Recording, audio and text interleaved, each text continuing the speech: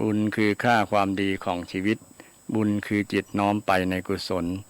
บุญคือความดีที่มีอยู่ในใจตนบุญคือผลความดีที่มีมาบุญคือสะพานผ่านให้ชีวิตบุญคือมิตรคู่มิตรสู่ภพหน้าบุญคือแหล่งความสุขทุกเวลาบุญคือตราประทับใจไว้กับตนขอถวายความเคารพนอบนบครูบาอาจารย์พระเถรานุเถระทุกรูปทุกตนก็เจริญพรพ่อแม่ศรัทธาพ่อออกแม่ออกนักศีลนักบุญทุกท่านวันนี้เป็นวันพุธที่2 พฤศจิกายน 2565ตรงกับขึ้น9 ค่ำเดือนยี่เหนือเดือนที่เป็นประเพณีทางวัฒนธรรมทางล้านนาหรือว่าทั่วประเทศซึ่งเป็นเดือน12เพ็งทางใต้ซึ่งจะมีประเพณีลอยกระทงและประเพณีฟังเทศน์มหาชาติอย่างเป็นต้นทางเหนือเฮาก็ใกล้วันเพ็งยี่เพ็งจะมาถึงประเพณีหลายๆอย่างต่างล้านนาก็จะมีขึ้นเป็นการระลึกนึกถึงประเพณีแต่ละอย่างเป็นสิ่งที่ระลึกนึกถึงประวัติความเป็นมาของพระสัมมาสัมพุทธเจ้าซึ่งนำเอาประเพณีมาเชื่อมโยงระหว่างศาสนากับวัฒนธรรมซึ่งจะน้อมนำให้เกิดคุณงามความดีต่างๆเกิดขึ้นเกี่ยวกับมีประเพณีต่างๆหลายๆอย่างวันนี้รายการธรรมะเพื่อสืบสานและเพิ่มแรงบันดาลใจจากวัดชัยสถานจึงมีท่านอาจารย์พระครูประภัสชัยคุณเจ้าคณะตำบลสันปุเลยเขต2เจ้าวาดวัดชัยสถานป่าเศร้าน้อยพร้อมกับกระผมอาตมาภาพพระครูสิริมาราภิรัตน์นำธรรมะมงคลมาฝากกับศรัทธาญาติโยมท่านผู้ฟังทั้งหลายเช่นเคยพุธนี้ก็เป็นพุธเริ่มต้นของเดือนตะวานี้เป็นวันเริ่มต้นวันที่1เนาะศรัทธาบางผู้บางท่านคงจะโชคดีมีใจหลังจากได้ไปร่วมทำบุญกันทำบุญช่วงเทศกาลตาลกฐินกาลตาลกาลทานเป็นช่วง1 เดือนที่มีบุญใหญ่บุญหลวงบุญกฐินสามัคคีพ่องบุญกฐินที่มีศรัทธาญาติโยมมาถวายเป็นบุคคลเป็นส่วนบุคคลก็ต้องอนุโมทนากับวัดวาครูบาอาจารย์พระสงฆ์องค์เจ้าที่ได้รับกฐินกันทั่วหน้าถึงแม้ว่าเศรษฐกิจในช่วงโควิดนี้ก็มีอุปสรรคปัญหาพ่องแต่บ่ได้มีอุปสรรคปัญหากับศรัทธาที่มีความเลื่อมใสความศรัทธาแรงกล้าต่อพระศาสนายังมั่นคงดำรงตนเป็นพุทธศาสนิกชนที่ดีที่ได้ทำหน้าที่รักษาจารีตประเพณีอันดีงามคือการถวายกฐินกฐินซึ่งแต่ละวัดละวาก็ได้รับความเมตตาความเป็นผู้ที่มีใจบุญใจกุศลจากศรัทธาญาติโยมไปร่วมกันทำบุญแต่ละวัดละวัดก็ดูตามเฟซตามไลน์อย่างต่าง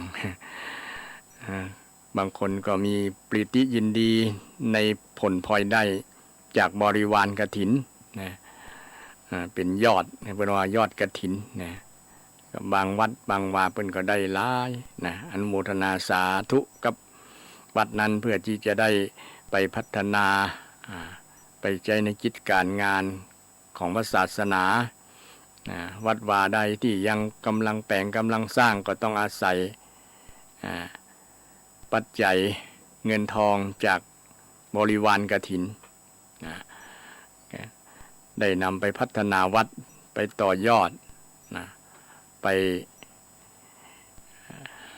พัฒนาให้ได้บรรลุเป้าหมายบรรลุสิ่งที่ตั้งไว้ในส่วนนี้ก็ถือว่าเป็นศรัทธาได้มีส่วนร่วมในการส่งเสริมสนับสนุนเป็นการสืบทอดอายุพระพุทธศาสนาโดยตรงทีเดียวซึ่งเงินทองแต่ละบาทแต่ละสตางค์ญาติโยมบริจาคไปด้วยเจตนาอันบริสุทธิ์นี่ถือว่าเป็นสิ่งที่ค้ำชูพุทธศาสนาดำรงทรงไว้ซึ่งพระศาสนาสืบทอดอายุพระพุทธศาสนาได้อย่างดีนะเพราะว่าสังฆะก็ต้องเปิ้งปะอาศัยสังคมก็เปิ้งปาสังฆะก็เพื่อสังคมก็เพื่อสังฆะต่างถ้อยอาศัยกันซึ่งเป็นสิ่งที่จะขาดกันบ่ได้นะมีแก่พระสงฆ์ศรัทธาบ่สนับสนุนบ่ไปใส่บาตรบ่ไปอุปถัมภ์ด้วยปัจจัย4พระสงฆ์องค์เจ้าก็อยู่บ่ได้นะศาสนาก็อยู่บ่ได้เพราะว่ารัตนตรัยที่สำคัญก็คือสังฆรัตนะที่เดินได้นะ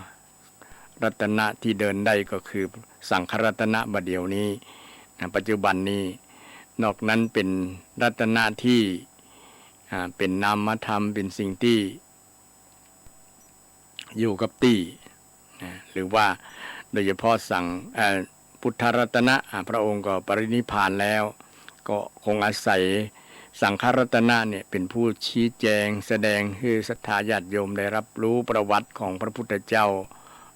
ต่างๆว่าพระองค์มีความดีมีจัญญาจริยธรรมมีวิชาจรณะสัมปันโนถึงพร้อมด้วยวิชาจรณะเป็นจะได้พ่องต้องอาศัยสังฆรัตนะเนี่ยเป็นผู้ชี้แจงแสดงให้ได้รับทราบและทำคำสอนของพระองค์ที่เป็นธรรมรัตนะนี่ก็ต้องอาศัยของพระสงฆ์ที่จะนำมาบอกมากล่าวนำมาชี้แจงแสดงให้กับท่านผู้ฟังทั้งหลายสรุปแล้วจึงเป็นเรื่องสังฆรัตนะนี้จึงสำคัญมากๆนะถ้าสังฆรัตนะอยู่บ่ได้ก็หมายความว่าถึงการอวสานของพระศาสนานะพระสงฆ์องค์เจ้านี่ศรัทธาญาติโยมถ้า บ่มีเลยเนี่ยนะบ่มีเลยนี่ก็ถือว่าถึงการอวสานเพราะว่า ขอสุมาภัยนะศรัทธาญาติโยมก็กำลังฟังตะกี้เรื่อง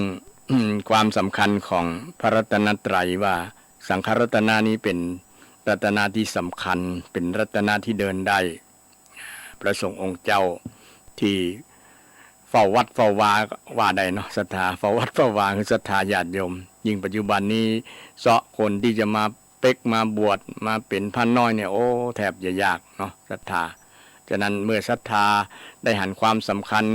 ของวัดวาศาสนาของพระสงฆ์องค์เจ้าแล้วได้นำปัจจัยบริวารกฐินมาทอดเนี่ยก็ต้องอนุโมทนาสาธุกับศรัทธาญาติโยมทุกท่านทุกคนบอกว่าจะเป็นวัดใดก็ตามจะเป็นนิกายธรรมยุทธมหานิกายก็ตามก็ถือว่าเป็นการสนับสนุนเป็นการส่งเสริมอุปถัมภ์ประทากวัดวาศาสนาให้อยู่ยงคงกระพันไปมีเป็นหมื่นปีได้ก็ด้วยอาศัยสังคมที่พระสงฆ์ต้องพึ่งสังคมศรัทธาก็พึ่งสังฆะคือพระสงฆ์เวลาศรัทธามีปัญหาในการดำเนินชีวิตว่าจะใช้ธรรมะคำสอนของพระเจ้าข้อใดพระสงฆ์ก็มีหน้าที่ในส่วนนี้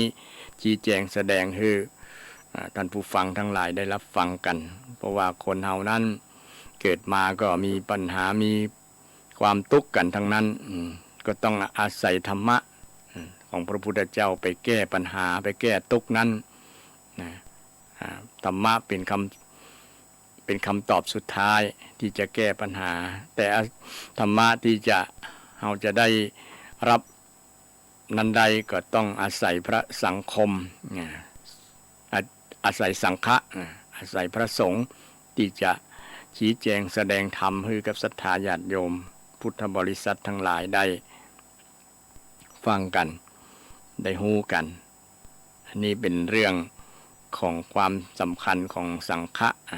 ได้กล่าวในเบื้องต้นให้ศรัทธาญาติโยมได้รับทราบกันและอนุโมทนาบุญกับศรัทธาญาติโยมที่ได้ทำบุญใหญ่นะทำบุญใหญ่ที่ห้องว่าทำบุญกฐินไปทอดกฐินทอดถวายกฐินคำว่าทอดนี่คือวางเนาะศรัทธาญาติโยมบางคนอาจจะสงสัยว่าคำว่ากฐินจะเวลาทำบุญเป็นหนึ่งห้องว่าทอดนึกถึงการแป่งกับข้าวบนทอดไข่ทอดจีนทอดปลาทอด ลักษณะนั้นแต่กิริยาทอดคือน้อมกายลงเอาวางผ้าไปวางไว้นะอย่างศรัทธาไปเอาผ้ากฐินเนี่ยไปวางไว้ที่ศาลาที่วิหารที่กลางชุมสั่งสงฆ์พระสงฆ์นะพระสงฆ์ก็ได้อัปโรกนกรรมได้อัปโรกคือได้แจ้งว่าบัดนี้มีผ้าเกิดขึ้นในธรรมกลางสงฆ์บ่ได้เฉพาะเจาะจงลงไปว่าเป็นของตุเจ้ารูปใดรูปหนึ่งก็หาบ่ได้นี่คือผ้าก็สมมุติเอาว่าเป็นผ้าเป็นผ้าบังสุกุลหรือว่าผ้าอย่างที่ตามหลักพระธรรมวินัยเปิ้นบัญญัติไว้ว่าผ้า1ผ้าใหม่2ผ้าเทียมใหม่3ผ้าเก่า4ผ้าตกตามร้านนี่นะผ้าบังสุกุลผ้าตกตามร้านเนี่ยเป็นผ้าที่พระสงฆ์จะได้นำไปแปลงเป็นผ้าเป็นผ้ากฐินเป็นผ้าห่มผ้านุ่งก็ได้ผ้าอย่างก็ได้มันเป็นผืนคือได้ครบ5ขันตามหลักพระธรรมวินัยอันนี้เรื่องคำว่าทอดในศรัทธาญาติโยมได้ฟังบางคนอาจจะบอกเคยฟังว่าคำว่าทอดคือน้อมกายเอาผ้านั้นไปน้อมถวายยังบ่ถวายด้วยนะเอาวางไว้เป็นละไว้นั่นนะแต่ว่าในใจถวายไว้ละนะถวายส่งเพราะว่าเป็นผ้าที่ยังบ่มีเจ้าของพระสงฆ์จะได้มีมติกันจะมอบให้ไผ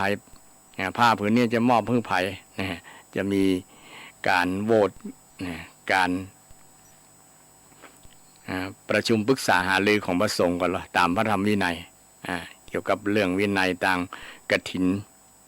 กฐินกรรมกฐินธารกิจเนี่ยกิจที่จะทำกับผ้ากฐินกฐินแปลว่าไม้สะดึงไม้ที่ขึงผ้าแปลงผ้าตะก้อนจริงๆเนี่ยตุเจ้าเพิ่นแปลงผ้านะสมัยพุทธกาลหลังจากออกพรรษาแล้วจะแปลงผ้าเอาคนเดียวนะแปลงผ้าแล้วผ้าผืนเดียวเนี่ยจะต้องอนุญาตให้แก่รูปใดรูปหนึ่งนะไม่ใช่ได้ทั้งหมดแต่อานิสงส์นี่ได้อยู่อานิสงส์ในทางวินัยได้เหมือนกันที่ช่วยกันแปลงผ้านั้นแต่ทีนี้ตุเจ้าจะเนี้ยมันนั้นยากลำบากแล้วแต่โดยการสมมุติที่ศรัทธาญาติโยมนำผ้ามาเนี่ยก็สมมุติเอาว่าผ้านี้ลอยมาโดยนภาอากาศเหมือนกับลอยมาโดยนภาอากาศตกลงในธรรมกลางระหว่างสงฆ์จะได้เฉพาะเจาะจงลงไปว่าเป็นของพระภิกษุรูปใดรูปหนึ่งก็หาบ่ได้อันนี้เกี่ยวกับเรื่องกฐินนี่ศรัทธาญาติโยมฟังเนาะบางคนก็มีความสงสัยต่างๆหลายๆอย่างก็กิ้งกลางมาถามได้เรื่องบุญกันต่างๆนั้นที่เกี่ยวข้องกับพระสงฆ์องค์เจ้านะเพื่อที่จะ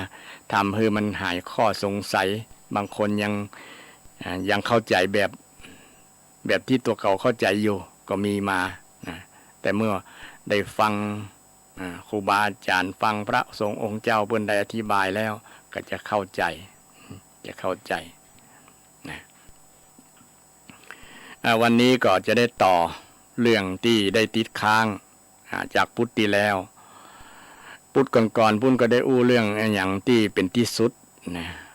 เป็นที่สุดของศรัทธาญาติโยมเช่นอย่างที่คมที่สุด อันอย่างที่ไกลที่สุดอันอย่างที่ใหญ่ที่สุดอันอย่างที่นักที่สุดอันอย่างที่เบาที่สุดอันอย่างที่อย่างยาวที่สุดแล้วก็ง่ายที่สุดนี่มี7ที่สุดด้วยกันก็ในพุทธิแล้วศรัทธาคงจะจำได้พ่องจำได้หลายก็แล้วแต่ใครที่จะตั้งสมาธิในการฟังเนาะซึ่งเป็นคำสอนของพระสัมมาสัมพุทธเจ้าที่นำมาฝากกับศรัทธาญาติโยมวันนี้ก็เช่นเดียวกันนำเรื่องอย่างยิ่งอย่างยอดเยี่ยม4ยอดเยี่ยมยอดเยี่ยม4ยอดเยี่ยมมาฟังมา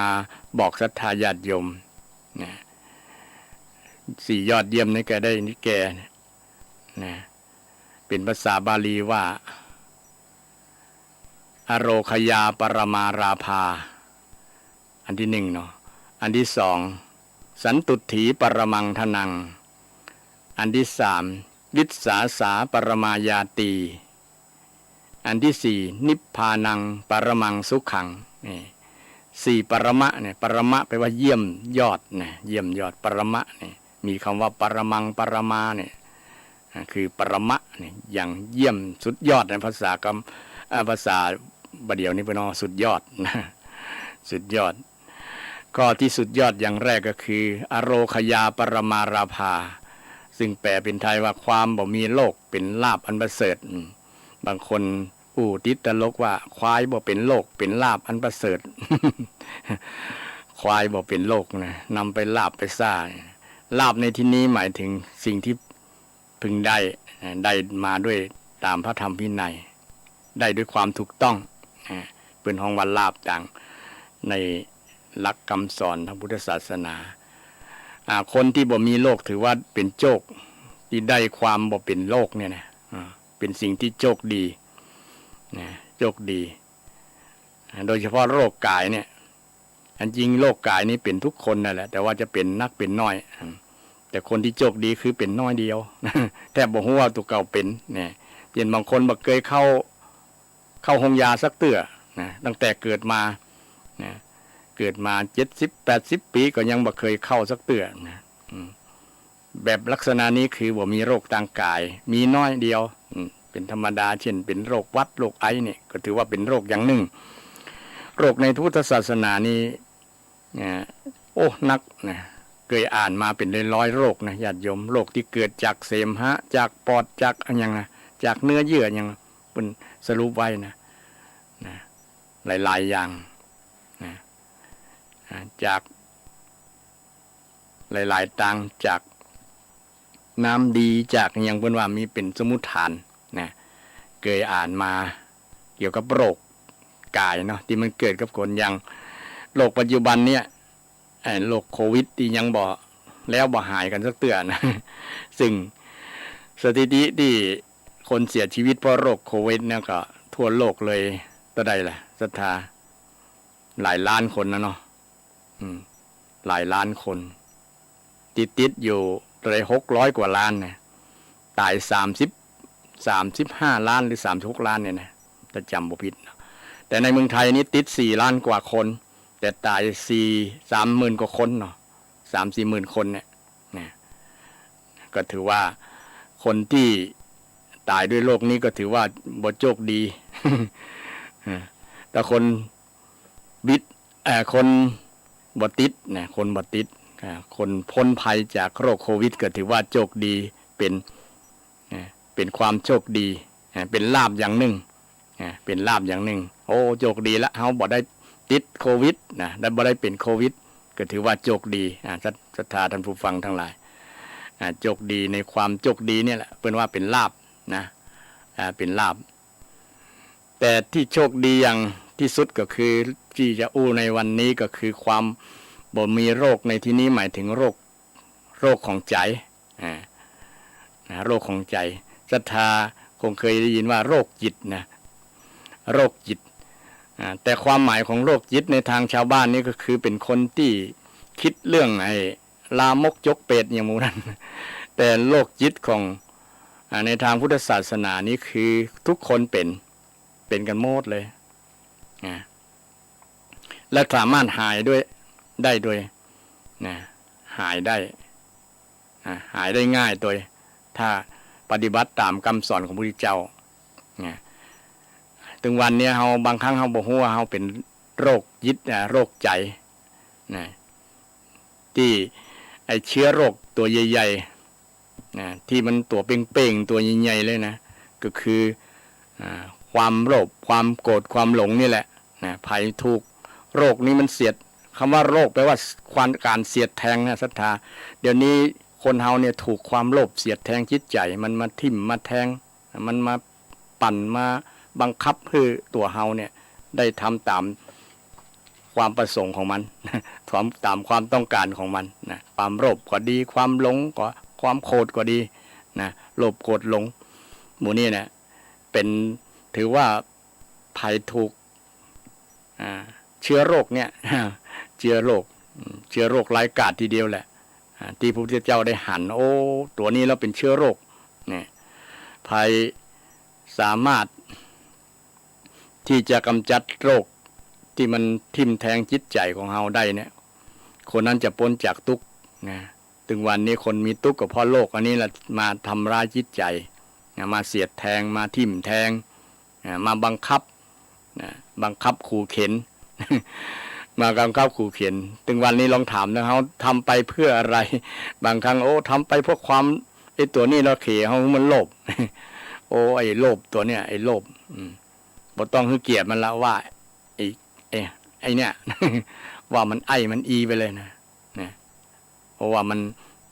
มาทำร้ายชีวิตของเฮาหรอทำร้ายจิตใจของเฮานะจิตใจของเฮาจะเป็นอิสระที่สบายบ่มาเป็นทาสของภัยเดี๋ยวนี้มันเป็นทาสความโกรธความโลภความหลงนี่ทุกคนแหละศรัทธาทุกคนมีกันหมดนอกจากพระริยะเจ้าที่เป็นที่สะสางนะกำจัดเชื้อโรคร้ายนะเชื้อโรคร้ายแรงเนี่ยโลภโกรธหลงเนี่ย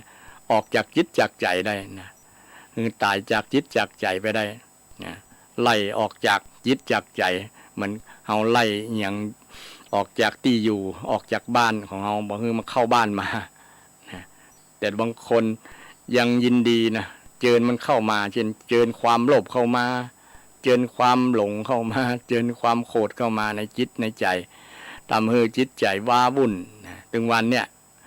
บางครั้งบ่ม่วนอกบ่ม่วนใจอันนี้แหละโปรดเข้าใจว่านี่แหละเชื้อโรคร้ายมันกำลังทำร้ายจิตใจของเฮาทำให้เฮานั้นได้ทำสิ่งที่บ่พึงปรารถนา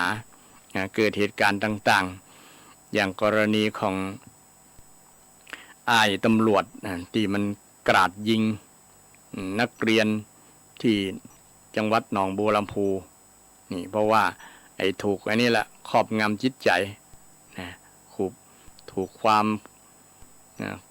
โกรธความโลภอย่างต่างๆมาครอบงำจิตใจทำให้ตัดสินใจนะฆ่าชีวิตของผู้ที่บริสุทธิ์ตายไปเกือบ40 ราย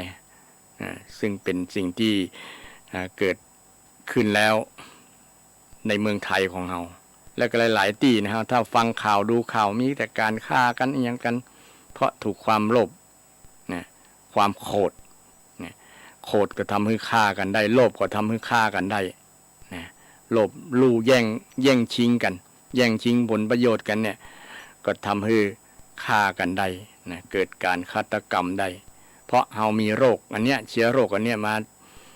มาทำลายจิตใจของเราอยู่บางครั้งเราอยู่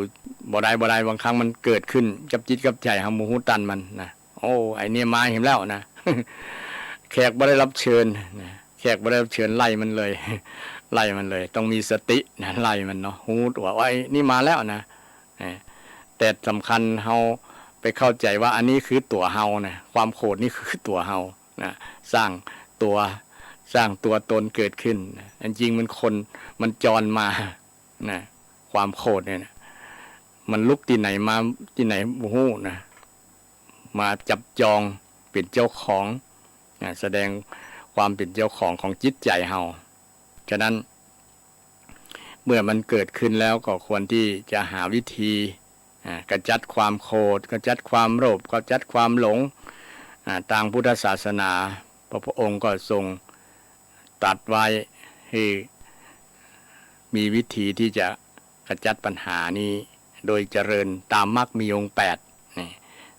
ตามมรรคมีองค์8เจริญสติเจริญสัมมาสมาธิเจริญทั้ง8อย่างนั่นแหละนะทำให้เฮาหมดเชื้อโรคนะหมดเชื้อโรคจากจิตใจนะหมดปัญหาทางด้านจิตใจนะซึ่งจะได้เป็นลำดับต่อไปนะตะกี้เรื่องโรคกายโยงมาถึงเรื่องโรคใจในคำว่าอโรคยาปรมาราภาเนี่ยก็เน้นที่โรคใจนี่แหละภัยที่ความโกรธเชื้อโกรธบ่มีเชื้อโรคบ่มีเชื้อหลงบ่มีเจื้อบ่มีในจิตใจนั้นถือว่าเป็นโชคดีอย่างมหันต์และญาติโยมก็สังเกตตัวเฮาได้วันไหนเฮาอารมณ์เฮาบ่โกรธเนี่ยจงภูมิใจเด้อนะว่าวันนั้นเฮาบ่ตกอยู่ในอำนาจความโกรธแต่เมื่อความโกรธเกิดขึ้นด้วยเหตุผลนั้นยังก็ตามนะโดยความทะเลาะวิวาทกันโดยความบ่พอใจกันว่าให้กันด่ากันใส่ร้ายกันอย่างเป็นต้นเนาะมันจะทำให้เป็นปัญหาถ้าความโกรธมาครอบงำเมื่อใดแต่เวลาไหนบ่ถูกความโกรธเนี่ยนะจิตใจเขาสบายนะสบายนะจะสบายบ่มีความวิตกกังวลบ่มีความเดือดร้อนจิตมันก็จะสงบจิตสงบสังเกตได้ถึงวันนี้ก็ตัวกิเลสใหญ่ๆนี่แหละมาครอบงำจิตใจเฮาคือจิตใจเฮาอ่อนแออ่อนคุณภาพนะบ่มีคุณภาพนะบ่มีความเข้มแข็งอย่างน้อยก็กระทบแสดงปฏิกิริยาทันทีพอเป็นผู้นิ่งเนาะแต่จะเป็นผู้นิ่งได้ก็ต้องเจริญมรรคมีองค์8โดยเฉพาะเจริญสมาธิมรรคมีองค์8มีสัมมาสมาธิโดยศรัทธาคงจะคุ้นเคยกับเรื่องมรรคมีองค์8เนาะมรรคองค์มีองค์8ถ้าเป็นภาษาไทยก็คือ1ความเข้าใจถูกที่เรียกว่าสัมมาทิฏฐิภาษาบาลีเนาะสัมมาสังกัปปะนี่เป็นภาษาบาลีถ้าเป็นภาษาไทยก็คือดำริหรือว่าคิดถูกข้อที่3สัมมาวาจาก็คือถูกถูกต้องคือแบบวจีสุจริต4อย่างนี่อันนี้เป็นวิธีมรรคคือหนทางที่จะหลุดพ้นจากความทุกข์หลุดพ้นจากปัญหาต่างๆที่มีกิเลสเป็นเหตุทำให้เกิดความทุกข์กิเลสเป็นเหตุทำให้เกิดความทุกข์กิเลสเป็นเหตุทำให้เกิดความทุกข์ฉะนั้นเราเป็นพุทธศาสนิกชนก็ควรที่จะนำธรรมะมรรคมีองค์8เนี่ยวิธีปฏิบัติมรรคมีองค์8ข้อที่4สัมมากัมมันตะก็คือการกระทำที่ถูกต้องเช่นบ่ฆ่าบ่ลักบ่ขโมยนี่เป็นต้นอันนี้ปฏิบัติตามมรรคมีองค์8ข้อที่4ข้อที่5สัมมาอาชีวะก็คือประกอบสัมมาชีพประกอบสัมมาชีพบ่ทุจริตบ่ฉ้อโกงบ่คดโกงไผบ่เป็นอย่างเดี๋ยวนี้มีหลากหลายคนที่ทำทุจริตเกี่ยวกับมิจฉาชีพเนี่ยนะมิจฉาชีพทำให้เกิดความเดือดร้อนเกิดปัญหาต่างๆตัวมาครับผู้คนหลายๆคนหวาดระแวงตัวเนาะว่าบ้านนั้นมีโจรกรรมลักอันนั้นงัดนี่แม้แต่วัดพระสงฆ์องค์เจ้ายังบ่ละเว้นไปหลอกตู้เจ้า พวกเมื่อ18มงกุฎเนาะ18มงกุฎ ไปจุตุเจ้าไปหลอกตุเจ้านะหลอกประวัติตุเจ้านี่เป็นตนเมตตาแล้วเป็นเอ็นดูเนาะอันบางคนไปปั้นน้ำตาไปอูจาหวาดล้อมเฮือตุเจ้าใจอ่อนตุเจ้าก็เปิ้นก็มีเมตตาเนาะไหนได้ที่ไหนได้ไ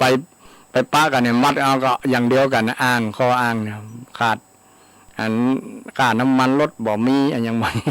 เนี่ยก็มีอยู่หรือว่าบางคนเอาของปลอมมาขายนะหลอกขายจุครูบาอาจารย์พระสงฆ์เจ้านะพระสงฆ์เจ้าบางตนเป็นตนเมตตาเนาะเป็นเมตตาเอ็นดูก็ช่วยไปช่วยไปอันนี้เนี่ยคนที่ละเมิดเรื่องสัมมาวาจานะก็คือบ่ดำรงตนในการประกอบสัมมาชีพนะมันก็เดือดร้อนกันนะถ้าประกอบสัมมาชีพแล้วบ่ต้องไปค้ายาบ้ายายาเสพติดทั้งหลายเดี๋ยวนี้โอ้เกินเมืองนะเอ็นดูลูกหลานที่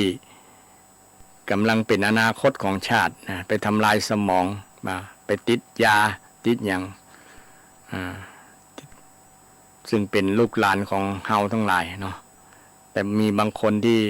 เห็นประโยชน์ส่วนตัวลูกหลานจะเป็นจะได้ก็จ้างบ่ใช่ลูกของเฮาอย่างนั้นนะเอาตัวรอดว่านะเอาเงินโดยบ่นึกถึงจิตใจเพื่อไปถูกลูกตัวเก่าจะง่ายได้เนาะลูกตัวเก่าได้ไปติดยาติดอย่างแล้วลองคิดสภาพพ่อแม่ที่ตกอยู่ในสถานะนั้นในสภาพนั้นนะเพิ่นจะหวานอมขมกลืนจะชอกช้ำจะทำจิตใจจะได้นะซึ่งก็เป็นเรื่องที่ต้องคิดนักนะคนที่มักได้เพราะว่าการค้ายาบ้านี่มันขายง่ายเนาะ แล้วคนก็ติดง่ายโดยเฉพาะละอ่อนเยาวชนลูกหลานเนี่ยคบเปื้อนที่บดีก็เปื้อนชวนไปติดยาติดอย่างเสพนะยิ่งปัจจุบันนี้เริ่มจะมีการค้า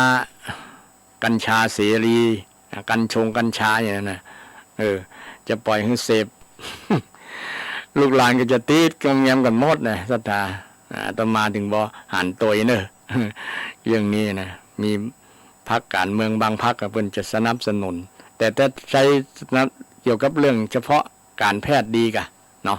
ที่จะให้คนไปปลูกไปฆ่าเนี่ยมันถึงเป็นผลเสียมากนะมันจะทำลายสมองไงนะมันจะทำลายสมองคนนะสมองดีๆคิดได้อีกต่างๆมันก็จะไปติดงอมแงมนะติดงอมแงมเพราะว่ามันเป็นสารที่ทำให้คนมันเมามันเพลินอย่างประมาณนั้นนะเหมือนกับขึ้นสวรรค์นะซึ่งเป็นสิ่งที่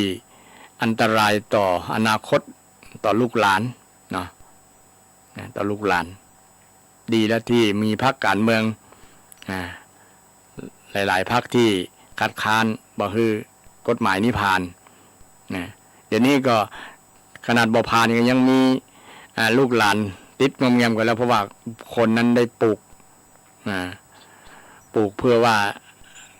กฎหมายจะผ่านปลูกกัญชาปลูกอย่างไว้ที่บ้านนะเมื่อกฎหมายผ่านแล้วก็บ่ผิดกฎหมายแล้วเนาะนะโดยเฉพาะมุ่งหวังที่จะไปเอาเรื่องการค้าขายนะเรื่องทำมาหากินประมาณนั้นนะ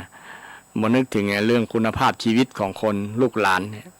นะมันเป็นผลเสียมากกว่าแต่เดี๋ยวนี้คนส่วนหนึ่งมองเรื่องเงินเรื่องทองเป็นเรื่องใหญ่กว่าลูกกว่าหลานเนี่ยเลยทำให้เกิดความเดือดร้อนอันนี้เรื่องสัมมาชีพที่เป็นมรรคมีองค์8นั่นนะที่คนเฮาทั้งหลายนะชาวพุทธทั้งหลายควรจะดำเนินตามมรรคมีองค์8ที่ว่าสัมมาชีวะสัมมาอาชีวะก็คือสัมมาชีพมีอาชีพที่สุจริตบ่เดือดร้อนบ่สร้างความเดือดร้อนให้ไผนะพออยู่พอกินก็เอาละนะบ่ต้องถึงกับร่ำรวยแต่ว่านะบ่มีหนี้มีสินก็ถือว่ามีความสุขแล้วคนเฮาแต่ถึงวันนี้มันอย่างว่ามันถูกโลกวัตถุครอบงำเนาะหันเปิ้นได้อันนั้นก็ใครได้เนี่ย โดยเฉพาะลูกหลานเยาวชนของเราเนี่ยเนาะนะมันทนต่อความอยากบ่ได้นะมียังหันยังก็อยากได้มาขอแบมือเงินขอพ่อแม่บอกหึ่งกัดประท้วงถึงกับทำร้ายร่างกายพ่อแม่ก็มีเยาวชนนะหันข่าวแล้วก็สลดหดหูใจเนี่ยพอมันถูกไอ้วัตถุครอบงำจิตใจเป็นโรคใจอย่างที่ว่านะโรคใจครอบงำโรคความโลภครอบงำจิตใจนะเป็นโรคตั้งใจคนเฮาถูกความโลภครอบงำแล้วก็เป็นสิ่งที่ว่า บอกเป็นลาภแล้วนะ เป็นสิ่งที่เกิดผลเสียกับคนนั้นๆเป็นผลเสียกับตัวเก่ายังบ่พอเป็นผลกระทบต่อพ่อแม่ต่อครอบครัวต่อสังคมคนอื่นๆโดยซึ่งเป็นสิ่งที่บ่ควรบ่พึงปรารถนาของทุกคนแต่บางคนนี่ก็คล้ายว่าอันอย่างก็รู้อยู่แต่ว่ามันอดบ่ได้ยังไงวะนะอะไรก็รู้หมดแต่อดไม่ได้นี่สำคัญนะบางครั้งเนี่ยเนาะก็รู้ว่ามันบ่ดีอย่างเช่นคนกินเหล้ากินยาหมดเลยเนาะก็รู้อยู่นะมีคำเตือนอย่างอยู่หน้าซองก็ยังบอกกลัวกันเพราะว่ามันเพลินไงมันเมานะเมาคุกอารมณ์เมามันอยู่นั่นนะแต่เมื่อเสพนั่นไปแล้วก็มีผลย้อนมีผลเมื่อผลที่หลังออกมาเป็นนั้นเป็นอันนี้นักหลายแล้วก็กว่าจะรู้หู้ตัวหู้คิง ก็ปอนที่จะแก้ไขบ่ได้แล้วเนาะยากเกินแก้ยากที่จะเกินแก้ไขนะเช่นเป็นมะเร็งเป็นอย่างต่างๆเนาะนะบรรปลายชีวิตก็ได้เจอแบบนั้นก็คิดได้แล้วมันบดตันอยู่แล้วเนาะนี่พอถูกกิเลสมาครอบงำจิตใจนะหลงพิษไอ้หลงเนี่ยนะบางครั้งหลงมันหลงนะหลงทางเสียเวลาล่ะหลงเมียลืมแม่หลงตนลืมแก่นะหลงแน่ๆคือหลงจิตหลงใจตัวเองนะหลงจิตหลงใจนี่ทำให้เป็นโรคใจนะเป็นโรคใจโลภโกรธหลงเนี่ยเป็นเชื้อโรคที่ต้องควรกำจัดนะคำสอนของพุทธศาสนาก็สอนให้คนฆ่าเชื้อโรคร้ายเนี่ยนะมันเป็นไฟนะเพิ่นว่าเป็นไฟไหม้คนนั้นตัวพระพุทธเจ้าตรัสว่าโทสักขิโมหคินะราคะขินะโทสักขิโมหคินะมาจากคำว่าอคินั่นแหละบวกอคิแปลว่าไฟนะแปลว่าไฟที่ไฟคืออย่างไฟคือราคะนะไฟคือราคะก็คือใกล้เคียงกับความอยากนั่นแหละนะตระกูลเดียวกับความอยากราคะเนี่ยราคะความใคร่เนี่ยใครได้นะใครเป็นใครมีใครเป็นอันใครได้อันนั้นใครได้นี่เนี่ยคืออยากได้นั่นอยากนี่เนี่ยมันตระกูลเดียวกันกับโลภะนะอันเดียวกันใกล้เคียงกันแต่ราคะนี่มันใคร่นะใคร่นะราคะไฟคือความใคร่นะไฟมีไฟนี่ก็เดือดร้อนเช่นเดียวกันเพราะว่าถูกไฟคือราคะครอบงำจิตใจโรคเนี่ยโรคเป็นตัวโรคร้ายโรคร้ายเชื้อโรคร้ายแต่คนเอาส่วนหนึ่งบ่หันนะว่าเป็นโรคร้ายนะว่าเป็นหมู่เดียวกันก็มีมันดีแล้วนะมันไอ้ตัวเนี่ยนะเราคนจะตระหนักมันเป็นตัวที่บ่หันด้วยตานะเป็นตัวที่ไม่เห็นด้วยตาแต่เห็นด้วยใจนี่จะหันด้วยใจเอาพิจารณาสังเกตโยนิโสมนสิกาไอ้ตัวนี้ลดความโลภเนี่ยมันสร้างความเดือดร้อนให้เรานะไฟมันเป็นไฟแล้วเนี่ยนะความใคร่ความอยากเนี่ยเป็นไฟราคะคิโทสักขิไฟคือโทสะไฟคือโทสะแปลว่าประทุษร้ายนะ ประทุษร้ายคือทำลายล้างไผ่ที่มีโทสะทุสะคือ จะชอบเดือดจะชอบโคตรเนี่ยชอบมิ่งเนี่ยนะมันเป็นไฟที่ทำร้ายตัวจิตใจของเฮาตัวเฮาเนี่ยทำลายตัวเฮายังพอไปทำลายคนอื่นตัวนะถ้าโคตรขึ้นมาแล้วนะใครได้ขึ้นมาก็ไปเบียดเบียนคนอื่นเช่นเดียวกันเบียดเบียนคนอื่นก็ไปสร้างความเดือดร้อนให้คนอื่นโทสะขิเนี่ยไฟคือโทสะความโกรธความเกลียดความชังต่างๆเกิดขึ้นในจิตใจเนี่ยความบ่พอใจหมดนี่นะเป็นตระกูลเดียวกันกับความโกรธความบ่ชอบใจเนี่ยหมู่นี่แหละเกิดขึ้นในจิตใจความจังกันเนี่ยนะจังบ่ชอบขี้หน้ากันนี่แหละตระกูลเดียวกับความโกรธเป็นทุสะประทุษร้ายคือทำร้ายคนที่คิดเนี่ยทำร้ายคนที่คิดทำร้ายจิตใจเฮาจิตใจ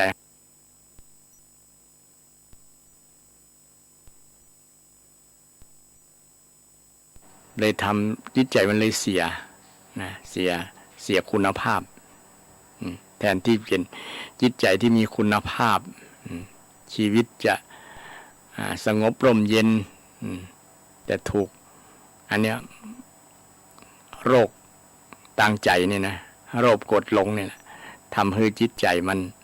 เสียหายเสื่อมฉะนั้น ชาวพุทธควรตระหนักเรื่องนี้ควรตระหนักเรื่องนี้พุทธเจ้าได้สอนไว้ให้เราตระหนักเรื่องความบ่มีโลกอันเนี้ยเป็นความหมายตรงแท้ของคำว่าอโรคยาปรมารภาความไม่มีโลกคือวงเล็บโรคใจนะความไม่มีความโกรธความเกลียดความโลภหลงหมู่นี้แหละเป็นลาภอันประเสริฐนะอโรคยาปรมาลาภาปรมะเนี่ยลาภาแปลว่าสิ่งที่เฮาได้เกิดขึ้นกับตัวเฮานะเป็นลาภอันประเสริฐเป็นลาภอันประเสริฐลาภอันสูงสุดเลยนะฉะนั้นถ้าอยากได้ลาภก็ควร อยากได้ลาภอันประเสริฐก็ควรที่จะกำจัดกิเลสนะกำจัดกิเลสเมื่อโรคในใจมันบ่มีเฮาก็จะมีความสุขนะมีคำสอนที่ไหนพ้องถ้าอยากจะมีความสุขคือสนับสนุนตัวโลภนักๆนะตัวโคตรนักๆเลยนะสนองความต้องการของมันสนองความอยากสนองความโคตรสนองความหลงใครหลงไปตั้งใดนะหลงนี่คนหลงเคยอู้หลายครั้งเนาะเกี่ยวกับเรื่องหลงเช่นพระองคุลิมานหลงเมาในวิชาอยากจะได้ใครได้มีโลภะตัวเนาะใครได้ก็หลงพิษไปหลงคิดไปคิดว่าการทำแบบนี้จะทำให้ได้วิชาได้ผ่านผ่านการเรียนรู้ถึงจะได้ปริญญาถึงจะได้จบปริญญา ถ้าเปรียบสมัยนี้เนาะแต่หารู้ไหมเลยมันเป็นกลอุบายของอาจารย์ที่อาจารย์ได้รับสินบนจากลูกศิษย์มาทำร้ายลูกศิษย์อย่างคนก็คือองคุลิมานที่ไปฆ่าคนตั้ง999 คนตัดนิ้วมือมาห้อยคอคนหันก็เกิดหวาดกลัวที่นี่จะมาฆ่ามาทำร้ายทำลายนี่มาจากความหลงขององคุลิมานบางคนหลงในเพศนะหลงในเพศเช่นบางคนเมาละอ่อนในภาษากำเมืองเนาะเมาละอ่อนนะทุ่มเทให้โมดใครได้ยังนี่เพื่อสนองความเรื่องเพศนะเรื่องต้องระบายความต้องการทางเพศอย่างเดียวนะถึงแม้อายุจะนักแล้วแต่ก็ยังเมาเรื่องมูนี้อยู่อย่างเป็นต้น60-70แล้วเนี่ยบางคนก็มีอยู่นะ บอกแทนที่จะหันหน้าเข้าวัดเข้าวาไปนั่งสมาธิไปเจริญภาวนาไปสวดมนต์นะไปบำเพ็ญบุญกุศลต่างๆนะไปอยู่กับวัดกับวาทำจิตการต่างๆที่มันเป็นสาธารณกุศลเนี่ยจะเป็นบุญเป็นกุศลเกิดขึ้นกับตัวตนเฮาเพราะว่าวัยสูงวัยแล้วนะก็ควรจะหันหน้าเขาเนี่ยนะส่วนนักคนแต่ก่อนเพิ่นเป็นลักษณะนั้นเนาะบอกมาเมาเรื่องมูเนี่ยเรื่องในมุ้งนะเรื่องกามเรื่องกิเลสทั้งหลายเนี่ยนะเพิ่นจะหันหน้าเขาวัดเขาว่าเพราะว่ามันอิ่มมันหมดสภาพแล้วบางคนเนาะมันหมดยาง อุ้ยไงนะหมดความอยากในเรื่องนี้แล้วนะแต่บางคนมันยังมีหรอนะยังมีพุทธเจ้าว่าตราบใดที่ยังหมดลมหายใจมันก็ยังมีอยู่นะใจมันยังมีเนาะมันก็เขบังคับกายให้มีตัวอย่างเป็นต้นนะโดยบ่นึกถึงสภาพธรรมะความเป็นธรรมชาติของชีวิตนะต้องมีวัยที่ร่วงโรยวัยที่เสื่อมนะวัยที่เสื่อมแล้วกลับไปเมาเรื่องนี้มีอยู่ก็เลยทำให้ปิดปัญหาเช่นครอบครัวแตกแยกอย่าร้างกันลูกหลานก็ขาดตีเปิ้งนี่เป็นต้นเนาะก็มีหลายเราได้ดูข่าวดูอย่างเนาะเกี่ยวกับเรื่องโมเนี่ยนะโดยเฉพาะคนที่สูงวัยแล้วเราบอกควรที่จะมีเรื่องนี้นะแต่คนหนุ่มคนสาวเขายังมีไฟหมู่นี้อยู่เนาะก็เป็นธรรมชาติแต่ก็เป็นหน้าที่ของพ่อแม่และจะเป็นปฏิบัติเป็นแบบอย่างให้กับลูกกับหลานนะเป็นรักให้ว่าพ่อแม่ยังมีความมั่นคงยังฮักกันดีอยู่นะถึงแม้จะแก่ชราไปแล้วก็ยังเอ็นดูนะยังเอื้อเฟื้อเผื่อแผ่ยังมีจิตใจที่จะฮักกันแบ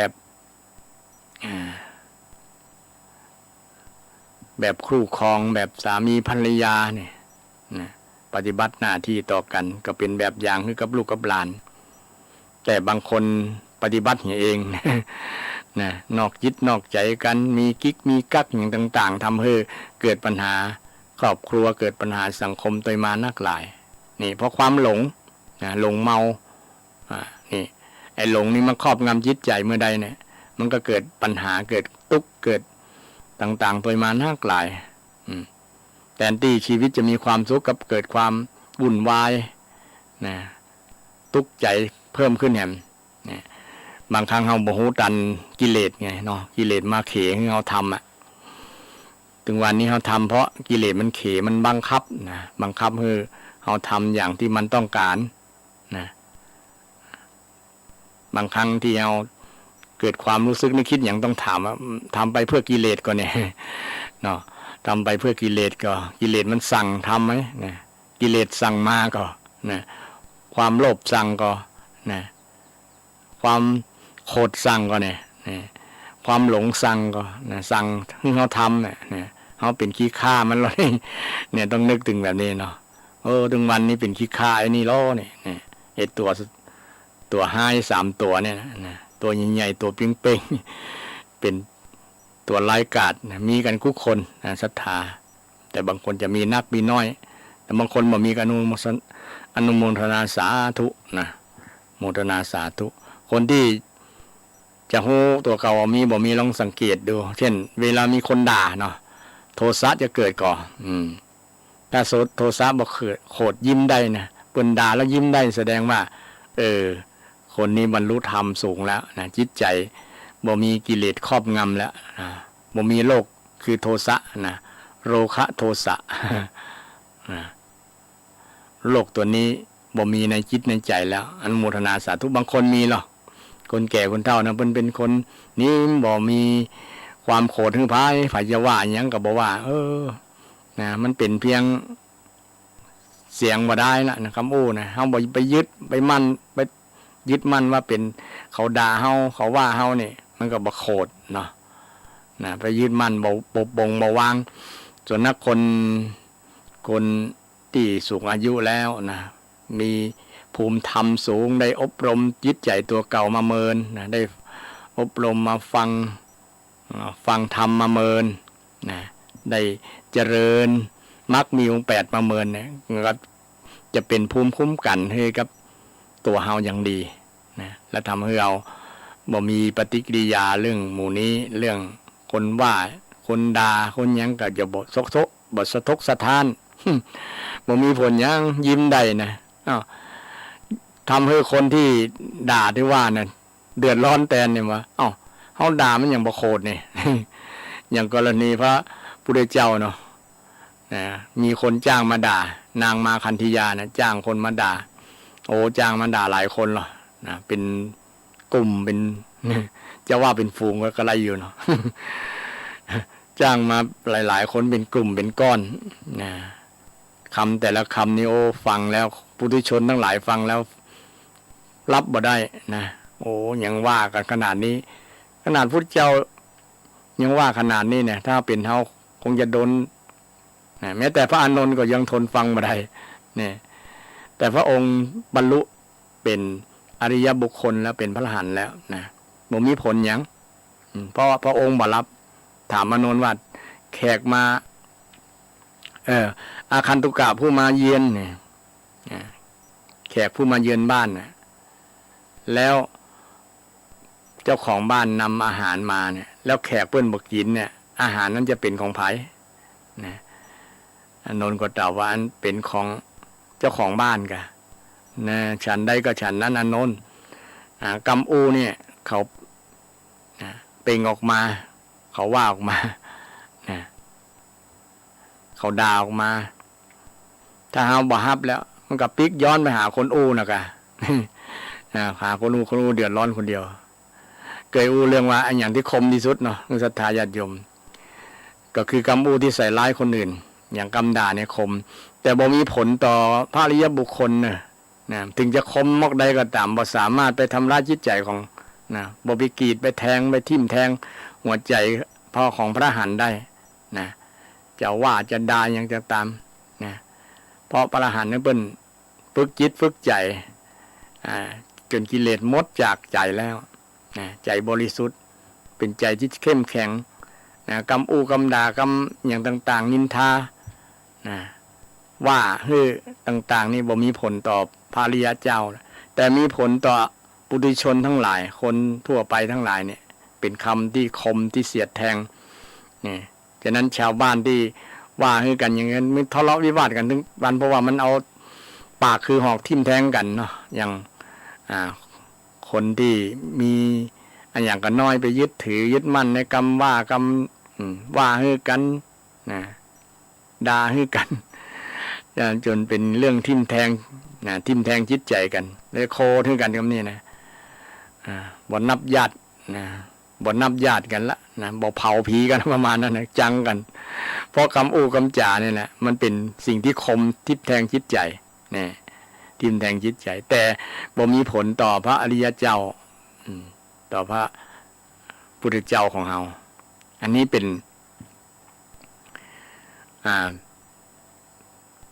สิ่งที่เปรียบเทียบให้ศรัทธาญาติโยมได้ฟังที่เคยอู้ว่าอันอย่างที่คมที่สุดเนี่ยคำตอบที่พระเจ้าได้ตรัสไว้ว่ากรรมอูที่ใส่ร้ายกันเนี่ยกรรมอูที่เป็นวจีทุจริตเนี่ยกรรมอูที่บดีกรรมอูที่หยาบคายหมดเนี่ยนะทุจริตกรรมอูที่หยาบคายกรรมอูที่บ่เป็นความจริงใส่ร้ายเรื่องบ่ใหญ่กับเรื่องเล็กๆกับปันให้เล็กเป็นเรื่องใหญ่กรรมเมืองเขาว่าอย่างก็กรรมบ่มีแปลงใส่กรรมบ่ใหญ่แปลงเอา แปลงมาซึ่งเป็นสิ่งที่จะทำให้มันบาดจิตบาดใจมันทิ่มแทงจิตใจคนได้แต่บ่สามารถทิ่มแทงจิตใจของอริยบุคคลถึงจะคมมากใดก็ตามนะกรรมอู้ของคนนั้นถึงจะด่าเจ็บมากใดก็ตามนะแต่บ่มีผลต่อจิตใจของพระอริยเจ้าฉะนั้นศรัทธาบางผู้บางท่านอาจจะเป็นพระอริยเจ้าอยู่ในบ้านหลังนั้นก็ได้นะอย่างเช่นศรัทธาญาติโยมที่กำลังฟังรายการธรรมะอยู่ก็อาจจะเป็นอริยบุคคลภูมิใจตัวเก่านะศรัทธาถ้าไผด่าแล้วบ่เจ็บใจนี่นะที่เพิ่นมีกรรมอย่างก็ว่าสาวน้อยด่าบ่เจ็บใจ40 50เนาะสาวน้อยด่าบ่เจ็บใจคนที่มีประสบการณ์ผ่านชีวิตผ่านหนาวผ่านร้อนมานะมีประสบการณ์มีการอบรมจิตใจแล้วเปิ้นจะปลงวางได้นะจะบ่กระทบกระทั่งจิตใจบ่ไปยึดมั่นถือมั่นนะศรัทธาบางคนทำได้ถ้าไผ่ทำได้ในส่วนนี้ต้องอนุโมทนาสาธุเนอะญาติโยมถือว่าเป็นอริยะบุคคลได้ถึงแม้บ่ได้บวชเป็นตุเจ้าก็ตามนะสามารถสาธุเป็นสรณังคัจฉามิได้นะสังฆังสรณังคัจฉามิเป็นพระสงฆ์อริยบุคคลได้เลยเพราะว่าท่านเหล่านั้นบ่มีกิเลสคือความโกรธความเกลียดอยู่ในจิตใจบ่มีความเกลียดอยู่ในจิตใจไผบ่ลองสังเกตตัวเก่าแห่งไผบ่ยึดมั่นถือมั่นในเรื่องการได้การเสียการผิดหวังนะผิดหวังก็บ่ให้บ่เสียใจแต่ว่าบ่เป็นบ้าเป็นบ่เสียสติสตังเนี่ยเนาะสูญเสียคนเป็นที่รักก็ดีสูญเสียทรัพย์สินเงินทองสูญเสียสิ่งต่างๆที่ตัวเก่าฮักเนี่ยเป็นที่ฮักเพราะว่าสูญเสียสามีภรรยาสูญเสียลูกหลานเนี่ยสิ่งเหล่านี้ถ้าทำใจได้บ่ให้นะคนนั้นเป็นอริยบุคคลเลยญาติโยมบ่ให้แต่ที่ส่วนหนึ่งคนที่ให้ก็เพราะว่าเสียดายความดีกันนะไม่ใช่ว่าเสียดายคนนะเสียดายแต่คนส่วนนักก็จะเสียดายว่ามันอันนี้คือมีเป็นส่วนของเฮานะเช่นเป็นสามีเฮาเป็นภรรยาเฮาเป็นลูกเฮาเป็นทรัพย์ของเฮาเนี่ยมีตัวตนคือของเราของเราเมื่อใดเนี่ยมันจะทำใจลำบากโอ้เสียแล้วไปแล้วลุดมือไปแล้วเนี่ยนั่นเป็นต้นเนาะนะบางคนแค่บ่ได้เสียอย่างนะแค่เสียเพียงเสียเล็กๆน้อยๆก็ยังทำใจลำบากเช่นซื้อรถใหม่มาเนี่ยถูกขูดขีดนะก็เป็นเดือดเป็นร้อนโอ้เหมือนกับตัวเก่าถูกขีดนะถูกขูดขีดนะอันนี้ก็แสดงว่าเฮายังมีความยึดมั่นถือมั่นความหลงอยู่ในสิ่งที่เป็นที่ฮักอยู่นะเป็นที่ฮักอยู่อันนี้เป็นตัววัดว่าเฮามีโรค โรคความหลงอยู่ในสิ่งนั้นก่อในทรัพย์สินเงินทองก่อมัวเมาอยู่ในสิ่งนั้นก่อนี่เป็นตัวหลงเป็นตัววัดนะวัดคือหูถ้าไผบ่มีทำใจได้แบบอันยังจะเกิดมันก็เกิดเนี่ยเนาะแสดงว่าคนนั้นจิตใจสูงส่งเป็นอริยบุคคลได้นะอนุโมทนาสาธุนะศรัทธาถ้าเป็นลักษณะนั้นกรณีที่มีหลายๆอย่างที่เกิดขึ้นกับชีวิตเฮาเนี่ยเฮาสามารถที่จะถามตัวเก่าได้นะถามตัวเก่าเฮาว่าเฮามีความรู้สึกจะใดนะ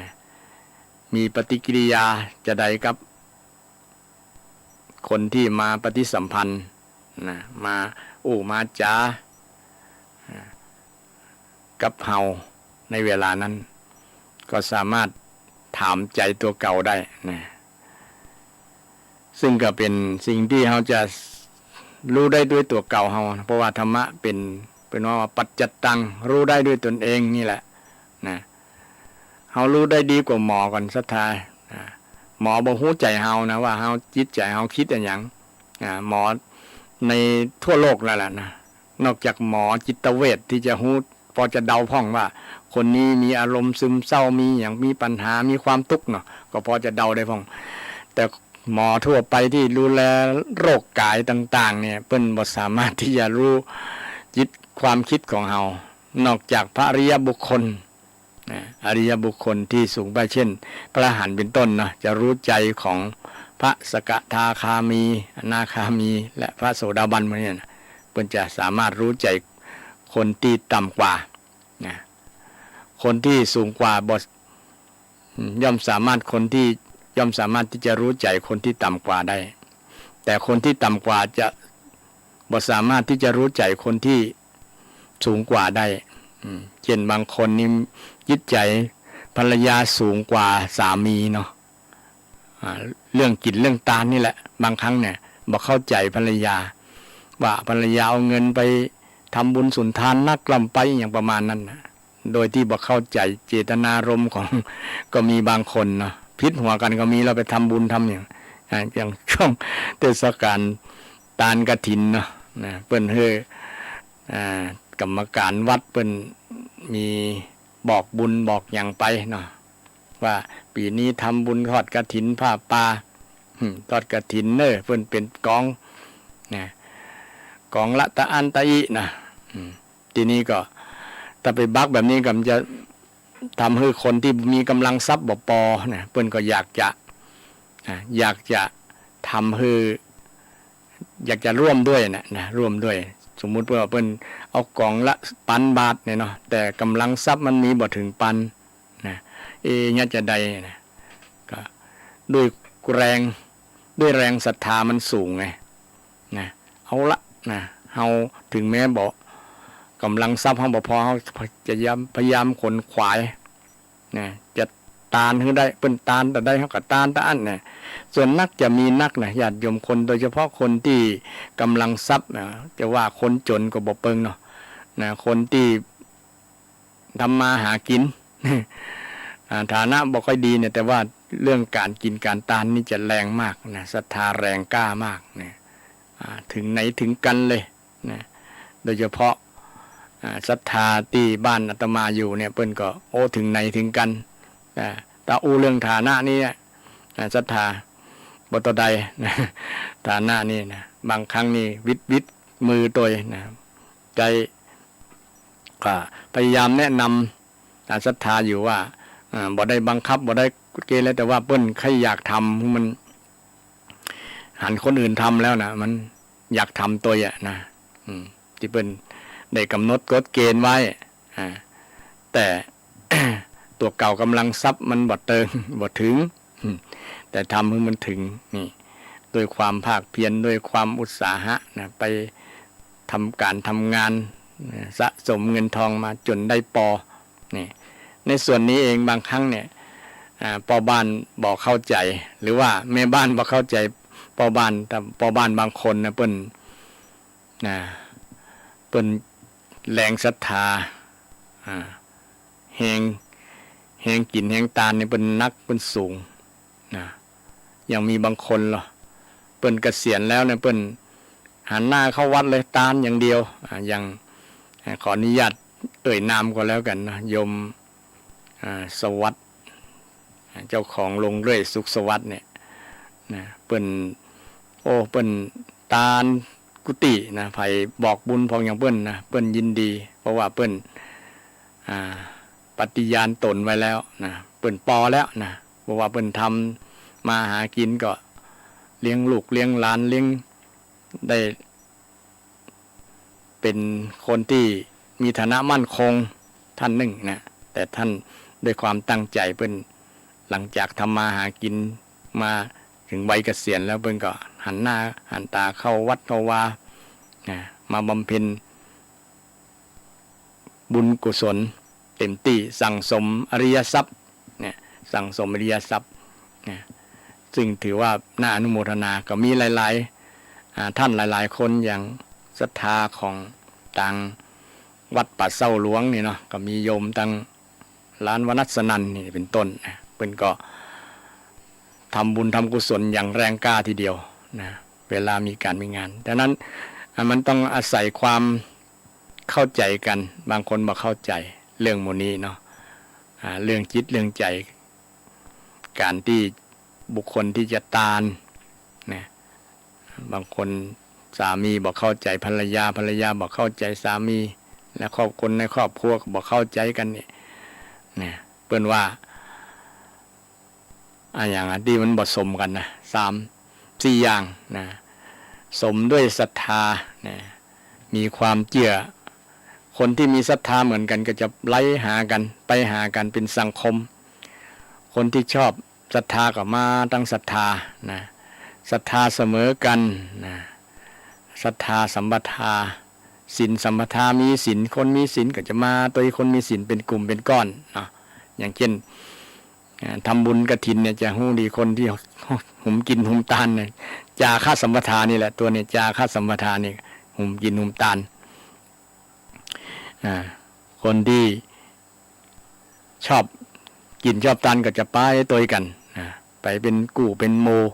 เป็นกลุ่มเป็นก้อนเป็นสังคมแต่คนบอกหิวกับบ่มาละ อย่างวัดอาตมาเนี่ยศรัทธาทำบุญทอดกฐินก็มานักมาหลายเป็นกฐินสามัคคีเปิงเป็นกฐินสามัคคีคนหลายนะคน200-300 คนจึงก็ถือว่านักหลายที่คนที่มีความเสมอกันเรื่องศรัทธาก็ดีศีลก็ดีจาคะก็ดีแล้วก็ปัญญาก็ดีนะศีลศรัทธาศีลจาคะปัญญานี่สามีท่านใดครอบครัวใดสามีภรรยามีสิ่งเหล่านี้เสมอกันมันก็จะไปกันแบบว่าไปบ่คัดกันนะไปแบบรุ่งโรจน์โชติช่วงชัชวาลนะมีความสุขนะถ้ามันบ่เสมอกันนะก็ยากอยู่นะก็จะคัดแย้งกัน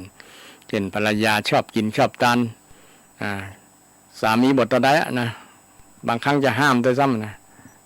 ไปต้านอย่างบ้าล่ำบ่เหลือ นะจะคัดแย้งกันก็มีในสมัยพุทธกาลก็มีล่ะมีนางอุตราเนาะชอบกินหุมตาลนะแต่สามีเนี่ยบ่ค่อยต่อใดนะบ่ค่อยต่อใดนะเพราะว่ายังบ่ได้ฟังเทศน์ฟังธรรมยังบ่ได้เข้าใจธรรมคำสอนของพระพุทธเจ้าดีก็เลยบ่ชอบนาง อุตรานี่ก็เลยว่าเวลาที่จะไปอย่างนี้มันต้องปลีกตัวพ่องอาศัยเวลาพ่องก็เลยเอาเวลาเนี่ยจ้างแม่หญิงให้มาดูแลสามีตัวเก่าแตนในช่วงตัวเก่าที่ไปยินไปตานไปปฏิบัติธรรมต่างๆนะยกหน้าที่ของภรรยาเนี่ยให้กับแม่หญิงอย่างคนหนึ่ง เนี่ยโดยตัวเก่าบยึดว่าเป็นสามีนะเอาความว่าสามีละไว้สักช่วงเวลาหนึ่งนะนอกนั้นค่อยมาว่ากันใหม่นะนางบอกหึงบอกหวงยอมสละหันใจสามีว่าสามียังต้องการเรื่องหมูนี้นักอยู่นะเรื่องต้องการทางเพศทางอย่างหมูนี้นะแต่ภรรยานี่เพิ่นบ่ค่อยตะใดเรื่องนี้เนี่ยนะหันไปตั้งวัดตั้งวาเนี่ยสมัยพุทธกาลก็มีบุคคลต้นแบบบุคคลตัวอย่างที่หุมกินหุมตานอย่างนางวิสาขาเคยเช่นเดียวกันนะไปวัดไปวาเนี่ยตึงวัน วัดเชตวันนะไปจนตุเจ้าหันมือแนมพอมือว่าวันนี้นางวิสาขาจะติ้วอาหารอย่างนะถ้าเป็นตั้งเหนือนะวันนี้จะติ้วอาหารอย่างพ่องแกงฮังเล แกงอย่างนะอันที่ตั้งเหนือเขามีเนาะในช่วงเย็นก็น้ำปันนะมา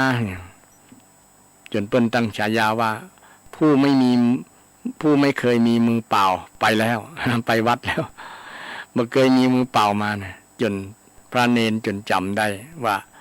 มีหญิงคนนี้นางวิสาขาเนี่ยมาวัดแล้วติดไม้ติดมือมาตลอดนะช่วงเจ้าก็เอาข้าวต้ม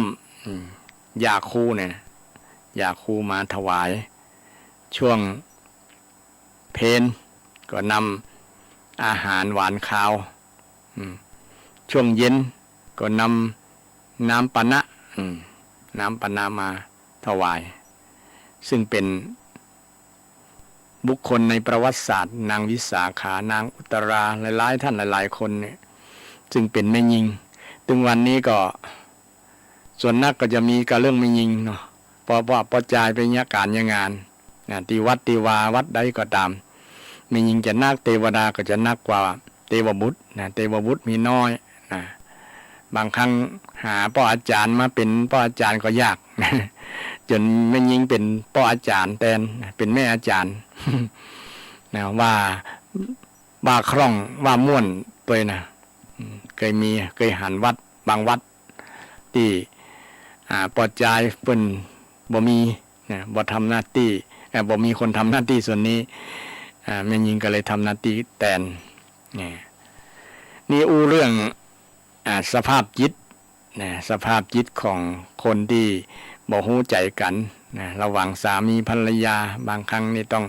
มีความเสมอกันเรื่องคุณธรรมเรื่องศรัทธาเรื่องศีลเรื่องสมาธิ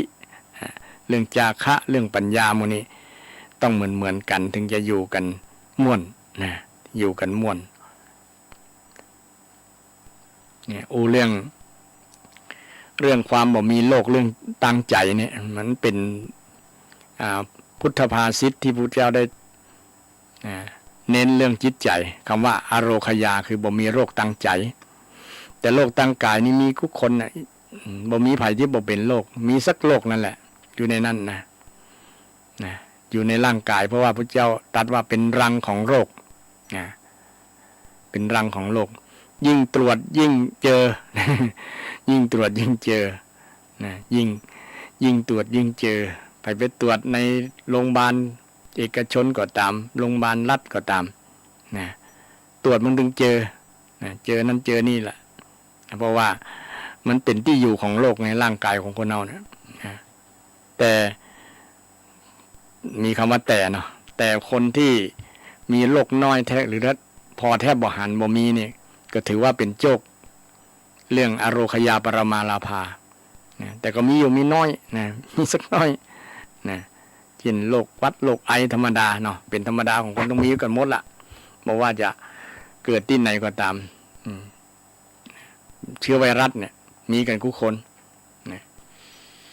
โควิดก็เป็นเชื้อไวรัสเช่นเดียวกันที่มันอยู่ในร่างกายคนนี่แหละแต่มันจะรับเชื้อเพิ่มเชื้อที่มันกลายพันธุ์ไวรัสที่มันกลายพันธุ์เป็นนั่นเป็นนี่เป็นโควิดเป็นอันนี้นะอันนั้นก็อยู่ที่การปฏิบัติตนของแต่ละบุคคลนะถ้าบ่อยู่ที่ถ้าว่าทำสิ่งอย่างที่เป็นเสี่ยงที่เสี่ยงทำให้เกิดโรคเกิดอย่างก็ยากที่จะเกิดได้แต่บางครั้งเนี่ยสถาโรคนี้มันมีโรคอย่างหนึ่งที่หมอหาบ่เจอนะหมอวินิจฉัยหมอ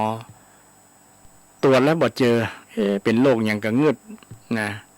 ก็คือโรคกรรมนะโรคกรรมที่พระเจ้าสอนไว้ใน 2,000 กว่าปีมาแล้วเป็นโรคกรรมนะญาติโยมโรคกรรมเนี่ยเป็นสิ่งที่แปลกที่มันเป็นสิ่งที่หมอวินิจฉัยบ่ได้นะแม้แต่มีเครื่องมือที่ทันสมัยเนี่ยเดี๋ยวนี้มีเครื่องมือทันสมัยนักเขียนเอาเข้าในอย่างเป็นอุโมงค์เลยนะไปตรวจตั้งในมีฉายลังมีอย่างโอ้คนทันสมัยนะตรวจแล้วก็บ่เจอบ่เจอโรคบ่เจอหมอนะ บางคนว่าไปโรงพยาบาลแล้วบ่เจอนะบ่เจอหมอนะแต่นี่บ่เจอโรคนะบ่ฮู้จะตั้งชื่อโรคอย่างนะมันบ่เจอหมายความว่ามันวินิจฉัยบ่ได้สรุปบ่ได้นะในที่นี้สรุปบ่ได้แต่ก็ยังมีอาการของคนป่วยคนไข้อยู่นะ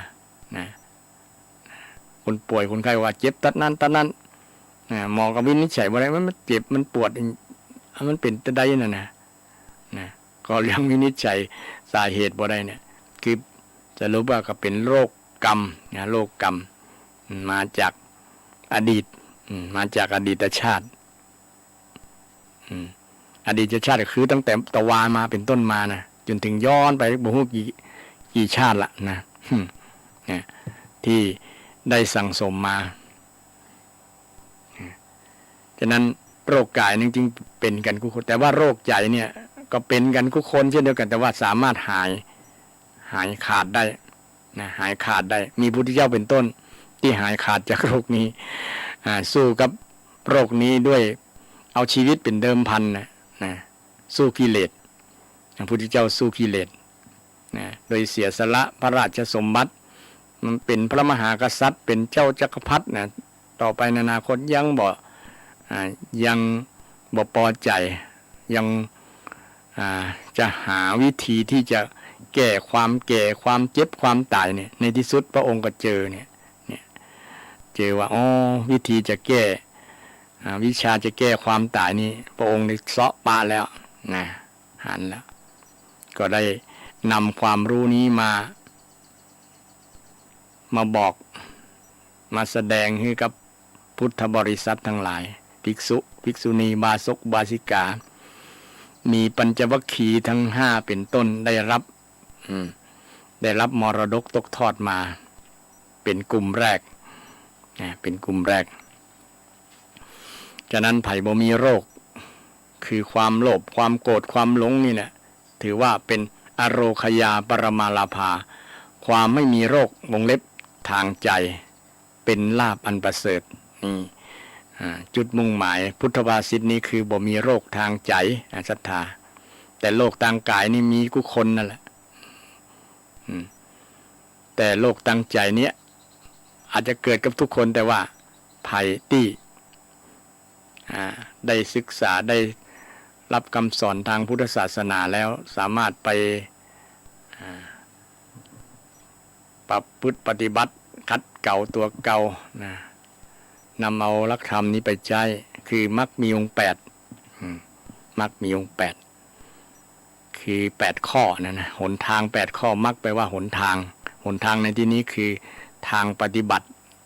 ของกายวาจาใจนะทางปฏิบัติของกายวาจาใจวาจาใจของเฮาในศรัทธานะกายปฏิบัติจะได้วาจาจะอู้จะได้นะกายจะทำจะได้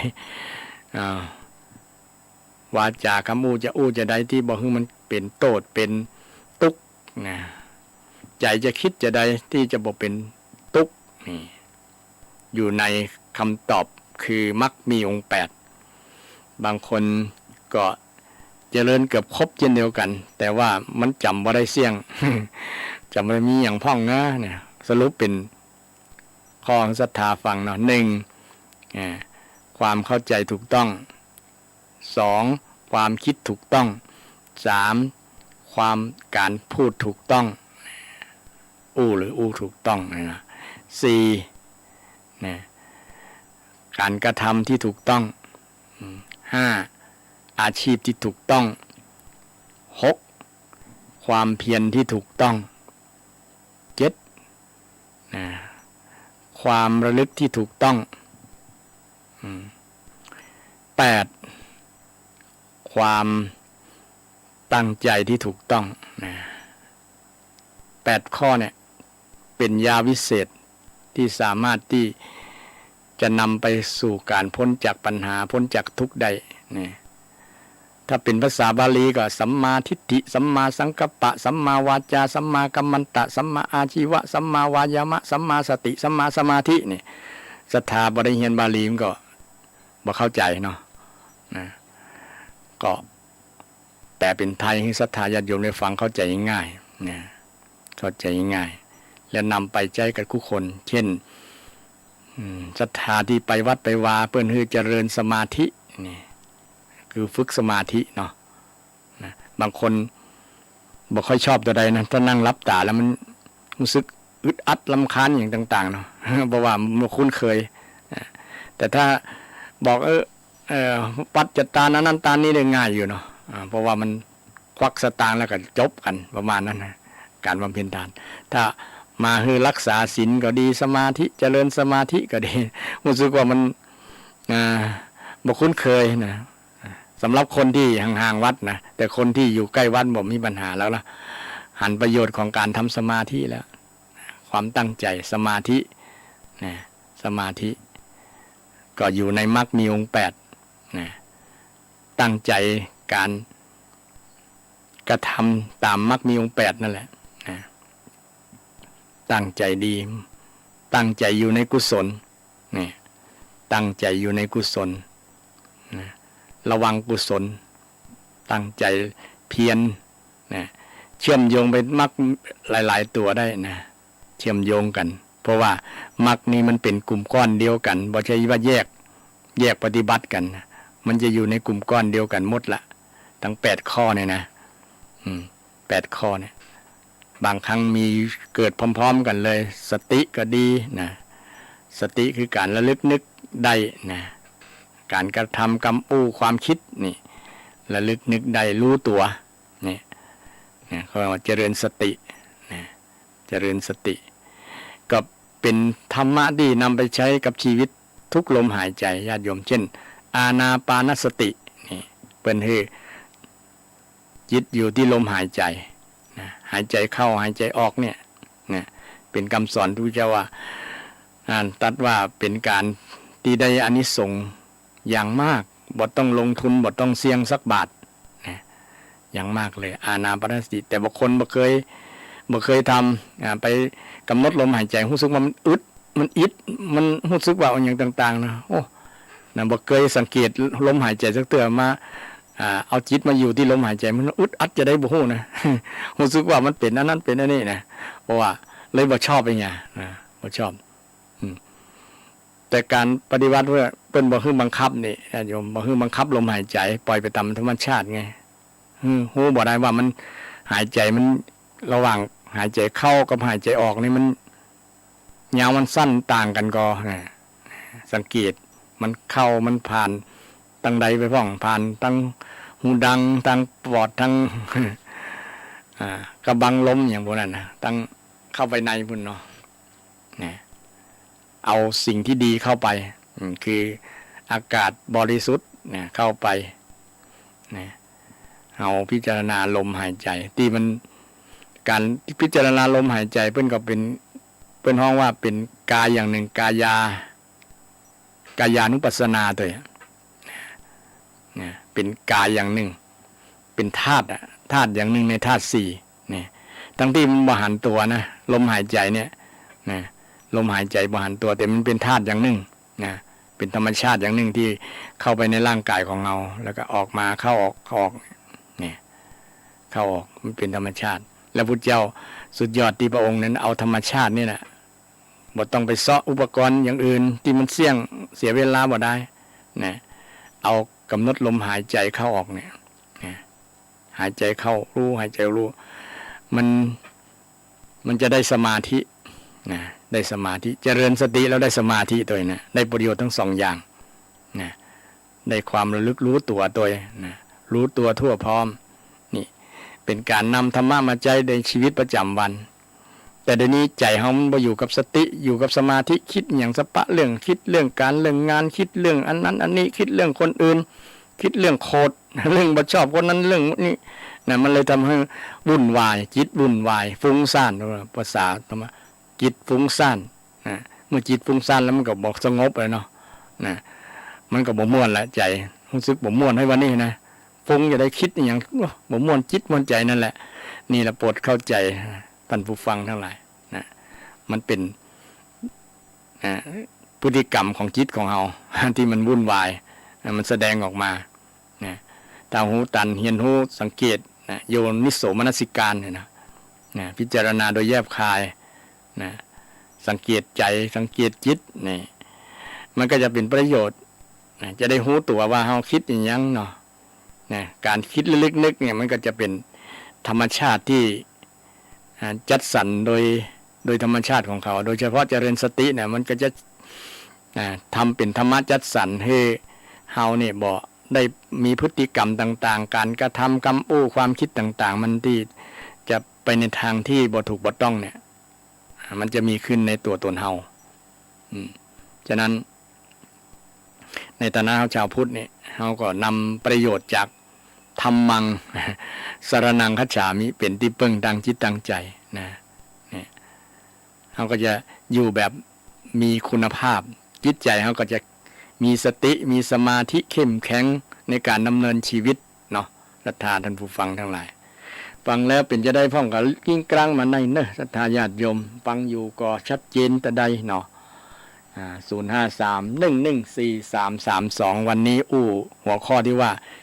ยอดเยี่ยมอย่างข้อแรกคืออโรคยาปรมาราภาความไม่มีโรควงเล็บทางจิตทางใจเนี่ยวงเล็บทางใจเฮาเนี่ยถือว่าเป็นลาภอย่างยิ่งปรมาลาภานะเป็นลาภอย่างยิ่งนี่ ความหมายทางพุทธพจน์หรือว่าพุทธภาษิตอันนี้หมายถึงจะอี้เนาะศรัทธาไม่ใช่เฉพาะหมายแค่เอาเรื่องโลกทางกายโลกทางกายบ่มีก็เป็นลาภอยู่ละแต่ว่าความมุ่งหมายจริงๆก็คือความบ่มีโลกทางใจนี่แหละเป็นความมุ่งหมายในพุทธภาษิตนี้ญาติโยมศรัทธาฟังแล้วเป็นจะได้พ่องก็เรียนเชิญเจริญพรกิ้งก้างมาก็ได้นะมารายงานความชัดเจนฟังอยู่ตั้งใดไก่ใกล้มอกใดนะจากต่างอำเภอจากต่างจังหวัดก็ได้เลยเรียนเชิญเจริญพรได้ วันนี้นำธรรมะที่พระพุทธเจ้าได้สอนไว้ตั้งแต่ 2,000 กว่าปีมาแล้วว่าอันอย่างที่เป็นสิ่งที่เยี่ยมยอดพระพุทธเจ้าก็ว่าตรัสไว้ว่าอโรคยาปรมาลาภานะความบ่มีโรคเป็นลาภอันเสริฐยังค้างแหม3อย่างก่อน3เรื่องยังบ่ได้อู้เนาะแต่วันนี้อู้มาถึงนี้ก็เปิดโอกาสให้ศรัทธาอยากจะมีส่วนร่วมในการแสดงทัศนะก็ได้เนาะหันว่าตั้งผู้บรรยายชี้แจงแสดงไปแล้วเป็นจะได้ก็มาเพิ่มมาเติมได้นะมาแสดงทัศนะได้ก็จะเป็นการดีเป็นการให้ความคิดหันให้ความรู้นะการให้ความรู้นี่ก็เป็นสิ่งที่พุทธเจ้าว่าง่ายที่สุดนะง่ายที่สุดนะในที่สุดที่เคยกล่าวมา7อย่างเนาะอันอย่างที่ง่ายที่สุดในการให้ความรู้นี่ง่ายญาติโยมการให้ธรรมะนี่ง่ายนะบ่ต้องเสี่ยงอย่างสักบาทให้ความรู้ให้ความเข้าใจเนี่ยง่ายแล้วก็ได้ประโยชน์นะได้ประโยชน์มากๆเช่นครูบาอาจารย์นี่คือความรู้ครูกับคณะศิษย์ลูกหาเนี่ยเป็นการให้ที่ง่ายนะแต่ก่อนจะง่ายก็ต้องผ่านความนะได้ประโยชน์มากๆเช่นครูบาอาจารย์นี่คือความรู้ครูกับคณะศิษย์ลูกหาเนี่ยเป็นการให้ที่ง่ายนะแต่ก่อนจะง่ายก็ต้องผ่านความ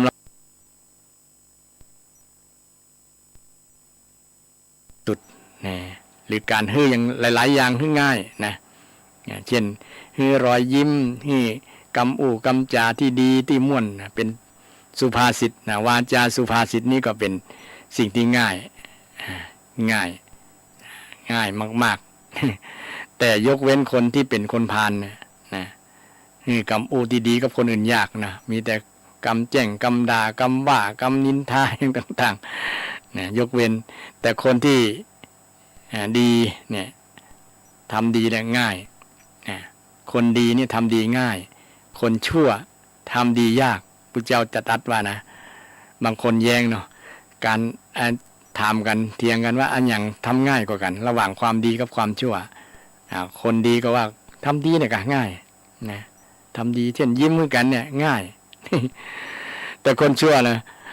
มันมองมาหันเหรอนะโอ้ทำดีนี่ยากนะ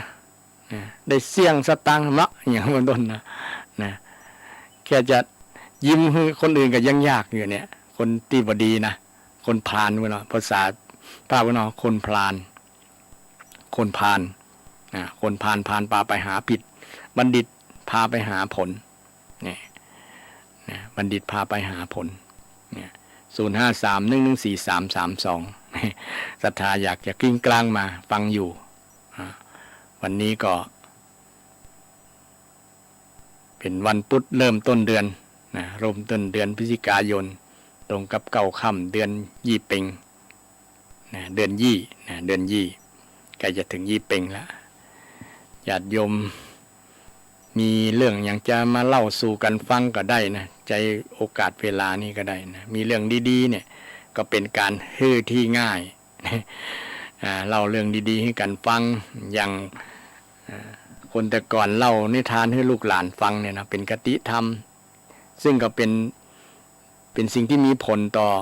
ลูกหลานนะต่อเมื่อเขาใหญ่มาแล้วอย่างอาตมาเนี่ยก็ได้รับฟังนิทานจากอุ้ยเล่าฟังก่อนนอนเนี่ยมันเป็นยานอนรับอย่างดีหรอนะฟังไปก็รับจากนิทานที่อุ้ยเล่าฟังนะบางครั้งบางวันบางคืนนะเรายังมาตั้งใจเลยรับก่อนนะเพราะว่าเป็นยานอนรับนะฟังไปเพลินเนี่ยรับก่อนนะก็เป็นสิ่งที่เป็นภาพที่หาดูได้ยากเนาะที่ อันอุ้ยเล่านิทานให้หลานฟังแต่เดี๋ยวนี้ก็คงจะมีอยู่แต่ว่ามีน้อยเนาะเพราะว่าบางเดี๋ยวนี้มันมีอันอย่างทำให้แยกกันโดยเฉพาะเรื่องโรคโควิดเช่นเดียวกันนะห้ามใกล้ชิดกันอย่างประมาณนั้นเนาะห้ามไปใจอยู่ใกล้คนเฒ่าคนแก่คนเฒ่าเดี๋ยวจะติดคนแก่คนเฒ่าโควิดอย่างเป็นต้นเลยทำให้เป็นสังคมห่างเว้นระยะเว้นระยะแต่ก่อนวิถีชีวิตคนนั้นนะอุ้ยกับหลานนอนตัวกันนอนตัวกันนอนอุ้ยเมียยิงอุ้ยปวดใจบางครั้งปวดใจกับเล่าฟังนี่อาตมาก็ได้ฟังหลายเรื่องในสมัยเป็นละอ่อนเนี่ยเปิ่นก็นำธรรมะจากพุทธศาสนานี่แหละนะมาเล่าบางเรื่องเนาะบางเรื่องก็เป็นธรรมะที่กับประจำถิ่นเรื่องธรรมะประจำถิ่นเรื่องนิทานประจำถิ่นมันเล่าให้หลานฟังมันก็เป็นคติธรรมหลายๆอย่างนะเป็นสิ่งที่ดีถือว่าเป็นมงคลชีวิตกับอาตมานะในสมัยนั้นก็คงมีหลายๆคนที่มีประวัติประสบการณ์นะมีประสบการณ์แบบอาตมา ที่มีอุ้ยมีอย่างมาเล่านิทานให้ฟังแต่เดี๋ยวนี้ก็หาดูหาชม หาภาพแบบนั้นยากน้อยนะเพราะว่าแต่ละสมัยก็เปลี่ยนไปเนาะเปลี่ยนธรรมชาติธรรมดายุคต่อไปก็จะเป็นยุคที่ใช้เครื่องทุนแรงใช้ตัวช่วยนะเช่นโทรศัพท์มือถือดูของไผของมันสังคมก้มหน้าไปเดี๋ยวเนาะนะก้มหน้าบ่สนใจแม้แต่พ่อแม่ก็บางครั้งก็บ่มีเวลามาอุกจามาปรึกษาหารือมาปรับความเข้าใจมาอบรมสั่งสอนลูกหลานมีแต่ใจเวลาดูโทรศัพท์หน้าของไผของมันเล่นไลน์นะปัดมือไปนะชอบเรื่องที่ตัวเก่าสนใจประมาณนั้นนะแต่ก็ถ้าใช้เป็นประโยชน์ก็ดีเพราะว่ามันมีทั้งสองมุมสองด้านเนาะโซเชียลโทรศัพท์มือถือนะเช่นนำไป ฟังธรรมะธรรมโมก็มีก็ดีนะสนใจเรื่องยังสงสัยเรื่องอันยังก็ไปถามอากูได้ Google เนาะที่เปิ้นมีคำตอบหลายๆอย่างแต่บางสิ่งบางอย่างมันบ่มีคำตอบเช่นในพระไตรปิฎกบางอย่างเปิ้นกับบ่เอาลงเนาะเอาลงเราก็จะต้องหาคำตอบจากพระสงฆ์องค์เจ้าครูบาอาจารย์ที่เปิ้นได้ศึกษาพระไตรปิฎกนะตั้ง 84,000 ข้อที่จะเป็นคำสอนของพระสัมมาสัมพุทธเจ้าได้มาชี้แจงแสดงให้รับทราบกันซึ่งสรุปแล้วคำสอนของพระพุทธเจ้าก็เป็นคำสอนที่สอนเรื่องทุกข์นะสอนสาเหตุที่จะทำให้เกิดทุกข์และก็สอนให้รู้สภาพว่าความดับทุกข์นั้นมันเป็นสภาพจะได้แล้วก็ที่สำคัญสอนเรื่องวิธีดับทุกข์ที่ว่ามรรคมีองค์8มรรคมีองค์8เป็นคำสอนที่จะนำคนทั่วโลกหลุดพ้นจากความทุกข์ได้ที่ได้อู้ไปส่วนหนึ่งก็ได้บอกให้ศรัทธาญาติโยมทั้งหลายได้ฟังกันว่าเกี่ยวกับโรคการบ่มีโรคในที่นี้หมายถึงบ่มีโรคทางใจที่เป็นจุดมุ่งหมายของพุทธภาษิตที่ว่าอโรคยาปรมาลาภาความไม่มีโรควงเล็บตั้งใจ ตั้งใจนะแต่ทางกายนี่ก็ถือว่าเป็นโจกนั่นแหละนะที่คนบ่เคยเข้าห้องยาเลยเป็นต้นเนาะแต่มีน้อยนะที่ว่าบ่เคยนะก็เป็นอย่างสักอย่างละนะในชีวิตเนี่ยครั้งหนึ่งอย่างน้อยก็ครั้ง2 ครั้งแหละนะต้องเข้าห้องยาต้องไป เช็คร่างกายไปตรวจร่างกายว่ามีอย่างพ่องผิดปกติก็ข้างในเนี่ยถึงแม้ว่าจะเป็นพระอรหันต์อย่างพระพุทธเจ้านะก็เป็นโรคอย่างหนึ่งนะที่ใกล้ที่จะปรินิพพานแล้วนะโอ้ถือว่าเป็นสัจธรรมอย่างหนึ่งเนี่ยแม้โรคนี้บอกไว้หน้าไว้ตาคนที่เป็นพระพุทธเจ้าเลยนะบ่ยกเว้นญาติโยมบ่ยกเว้นสักคนอ่ะจะเป็นภัยก็ตามแต่โดยโรคของจิตใจเนี่ยจะยกเว้นพระอรหันต์พระอริยบุคคลนะพระอริยบุคคลมีโสดาบันเป็นต้นเนี่ยจะเบาเรื่องมูนี้นะเบาเรื่องโรคใจนะโรคกิเลสเนี่ยโรคคำว่าโรคกิเลสดีกว่าเนาะถ้าว่าโรคจิตโรคใจญาติโยมจะไปตีความหมายว่าเป็น ความหมายอย่างอื่นเช่นโรคจิตเนี่ยนะคนที่คิดเรื่องลามกจกเป็ดมูนี้จะเป็นไปตีความหมายแบบนั้นแต่โรคกิเลสดีกว่านะไผที่บ่มีโรคกิเลสนะถือว่าเป็นอโรคยาปรมาลาภาไม่มีโรคตัวเนี้ยโรคกิเลสนะถือว่าเป็นโชคดีญาติโยมวันไหนบ่มีความโกรธนี่นะโชคดีแล้วเด้อนะวันค่ำ24 ชั่วโมงบ่มีโกรธนี่นะโชคดีแล้วบ่มีโกรธบ่มีเครื่องบางครั้งถึงบ่มีโกรธก็มีเครื่องนะเครื่องบ่ชอบนี่นะมันเป็นอาการของเป็นสมุนเป็นลูกศิษย์ของความโกรธนะความบ่ชอบความเครื่องบ่ชอบอันนี้ไว้เนี่ยอันนี้เป็นความเป็นสมุนของความโกรธนะความโกรธนะของโทสะวันไหนบ่มีแหละแสดงว่าเป็นโชคลาภของเรานะวันไหนมันมีก็ถือว่าบ่โชคบ่ลาภละ ชีวิตเริ่มจะหันเหแล้วนะบางครั้งความโลภมีโทษนักนะมันถึงมันจะหายเร็วก็ตามเกิดโว้ยหายเร็วบ่เหมือนความหลงเนาะความหลงนี่เกิดยากหายยากนะเกิดเร็วหายเร็วก็เป็นโทษให้เกิดความหายนะมากมายอย่างกรณีที่ตำรวจนายตำรวจที่ไปกราดยิงละอ่อนนักเรียนอนุบาลทั้งหลายนะ30 คนเนี่ยก็เพราะความเคืองความบ่พอใจประชดประชันนี่แหละเนี่ยมันอยู่ในตระกูลของโทสะเนี่ยมันถูกโรคคือกิเลสเนี่ยครอบงำจิตใจเนี่ยเลยทำให้อย่างต่างๆเสียหายนะเสียหายเกิดความหายนะหลายอย่างนะเมื่อโรคกิเลสครอบงำจิตใจของคนแล้ววันนี้ในเรื่องอโรคยาปรมาลาภาความบ่มีโลกเป็นลาภอันประเสริฐโลกในที่นี้โดยจุดมุ่งหมายจริงๆก็คือความบ่มีโลกกิเลสบ่มีโลกกิเลสในใจถือว่าเป็นโชคลาภที่สุดอย่างหนึ่งต่อมาเรื่องต่อที่2เนาะศรัทธา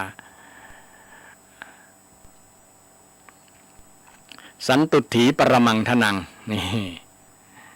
มันอยู่ในบทคาถาที่พระสงฆ์องค์เจ้าเวลาไปเจริญพุทธมนต์เนี่ยสุโข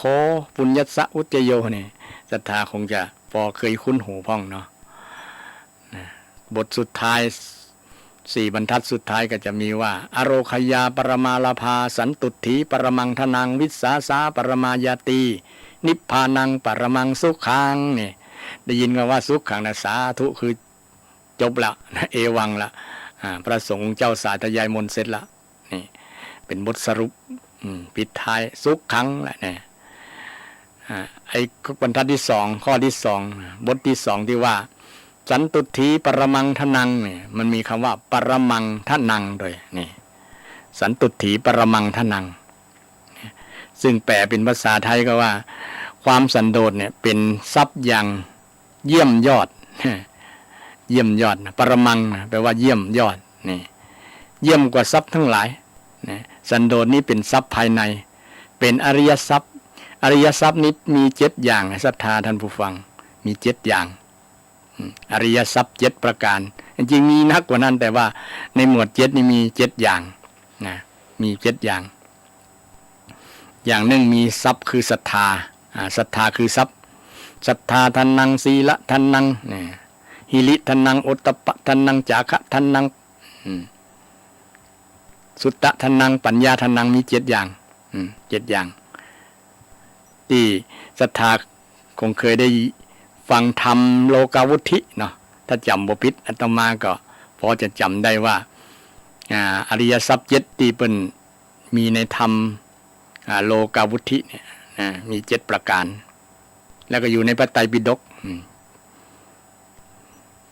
ไตรปิฎกอริยทรัพย์7หนึ่งใน7นั้นคือมีสันตุติสันโดษสันโดษนี่เป็นทรัพย์อย่างยิ่งเป็นทรัพย์อย่างยิ่งอย่างประเสริฐ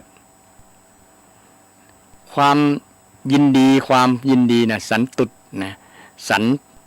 แยกเป็นภาษาบาลีคือศรัทธาท่านผู้ฟังทั้งหลายได้สดับเป็นความรู้รู้ไว้ใช่ว่าใส่บาแบกหามเนาะฟังไว้บ่ได้ก็ได้บ่ต้องจำก็ได้ว่าสันตุถีเนี่ยมาจากคำว่าสังสังแปลว่าดีดีงามแปลว่าดีแปลว่าพร้อมก็ได้นะสังดีกับพร้อมสังพร้อมกับดีสุดีงามง่ายสังพร้อมกับดีสุดีงามง่ายสังพร้อมกับดีนี่สังพร้อมกับดีนี่สังตัวเดียวเนี่ยนะสอไม่หันอากาศงองูเนี่ยสังแต่ภาษาบาลีเป็นห้องมันนิกหิตกลมๆบนสอเสือมนเป็นสอเสือแล้วก็บวกด้วยตุสธาตุในความยินดีนี่ทีนี้ก็มาแปลพร้อมกับสังสังก็เลยแปลว่ายินดีกับยินดีพร้อมยินดีดียินดีดีนะเพราะว่าสังแปลว่าพร้อมกับดีนะแปลได้3อย่างสังพร้อมกับดีนี่สุดีงามง่ายที่เป็นปนองภาษาบาลีอุปสรรคเนี่ยที่ใส่ตั้งหน้าซับแต่ละซับนี่มันจะมีความหมายมีคำแปลฉะนั้นไผมีความยินดีพร้อมความยินดีกับความยินดีเนี่ยพร้อมกับหยังเนี่ยพร้อมหยังดียินดีกับหยังดินดีดีอย่างดีด้วยเนี่ยมันจะเป็นทรัพย์อริยทรัพย์เนี่ยทรัพย์ถ้าบ่มีธรรมะข้อนี้คนจะหาความสุขยากนะเพราะว่าเมืองปอนบ่มีจริงสันตุติเนี่ยคือตัวปอเลยล่ะนะตัวปอคำว่าพอนะพอดีนะพอดีเช่นศรัทธาญาติโยมได้เคยได้ฟังคำว่าศรัทธารสันโดษศรัทธารสันโดษแปลว่ามีภรรยายินดีในภรรยาตัวเก่าเนี่ยศรัทธารสันโดษนะคือมีรักเดียวใจเดียวเนี่ยนะคนนั้นถือว่ามีทรัพย์ในจิตในใจแล้วถ้าบอกคิดมี2 3 4แล้วนะเพราะว่าเป็นทรัพย์ที่มีในใจของสามีคนนั้นที่บอกมากในเรื่องไม่ยิงเข้าใจง่ายเนาะศรัทธารสันโดษเนี่ยเป็นทรัพย์ที่มีอยู่ในตัวของสามีภายที่มีสามีฮักเดียวใจเดียวเนี่ยถือว่าเป็นโชคเห็นแล้ว เป็นโชคของภรรยาถือว่าเป็นโชคอย่างหนึ่งและเป็นสิ่งที่มัดใจภรรยาให้อยู่กันแบบถือไม้เท้ายอดทองกระบองยอดเพชรเพราะศรัทธารสันโดษนี่แหละรักเดียวใจเดียวนะพอใจในภรรยาเนี่ยถึงจะสวยงามจะได้ก่อนเนี่ยเปิงใจเนี่ยบางคนบ่ได้อยู่ที่หน้าตาได้สามีบางคนบ่ได้เลือกภรรยาที่หน้าตาแต่เลือกที่จิตใจนะเพราะว่าหน้าตานี่มันบ่มั่นคงนะบ่มั่นคงบ่มั่นคงถาวรบ่งามไปตลอดนะมันมีเหี่ยวมีย่น นะ 4-5 ปีก็เปลี่ยนละหน้าตาเนี่ยแต่ว่าจิตใจความดีงามมันบ่เปลี่ยน มันยังอยู่ในจิตในใจทำคือเป็นทรัพย์อย่างหนึ่งของคนเราที่อยู่ในจิตในใจในความดีเนี่ยเช่นความสันโดษนี่เนี่ยมีอยู่ในจิตใจของสามี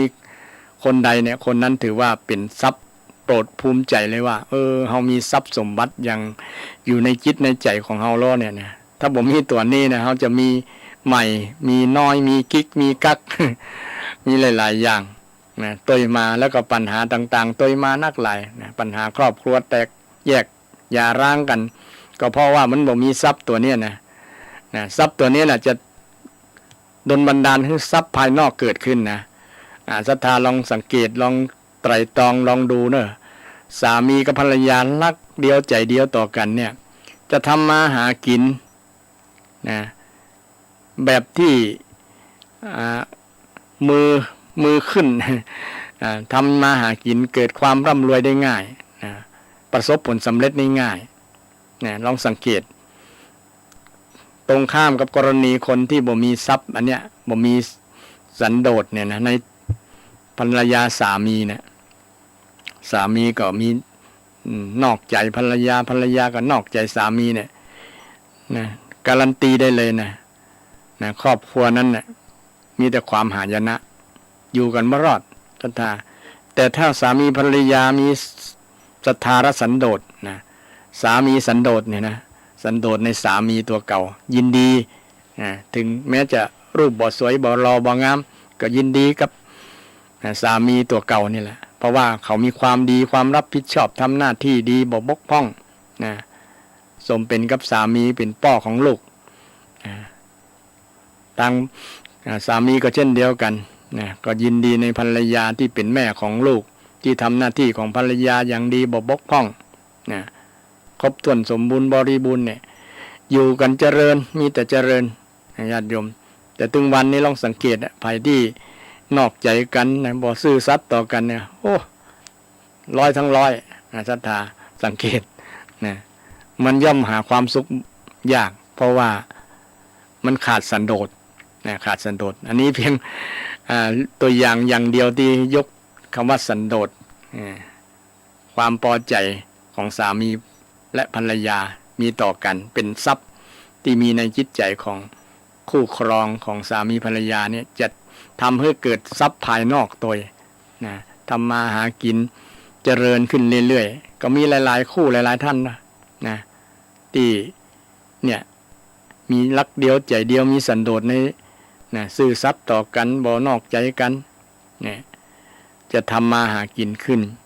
นะแล้วก็ชีวิตจะมีความสุข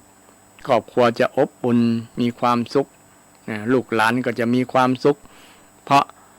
นะสามีและภรรยามีสันโดษต่อกันและกันยินดีนะยินดีในคู่ครองบ่ไปยินดีในคู่ครองคนอื่นนี่สันโดษแปลว่ายินดีกับภรรยายินดีพร้อมกับภรรยายินดีด้วยดีกับภรรยานี่ที่ความหมายมาจากคำว่าสั่งนะยินดีกับภรรยายินดีพร้อมกับภรรยาอันนี้เป็นสันโดษที่พระเจ้าได้สอนไว้ว่าสันตุถีปรมังทนังความยินดี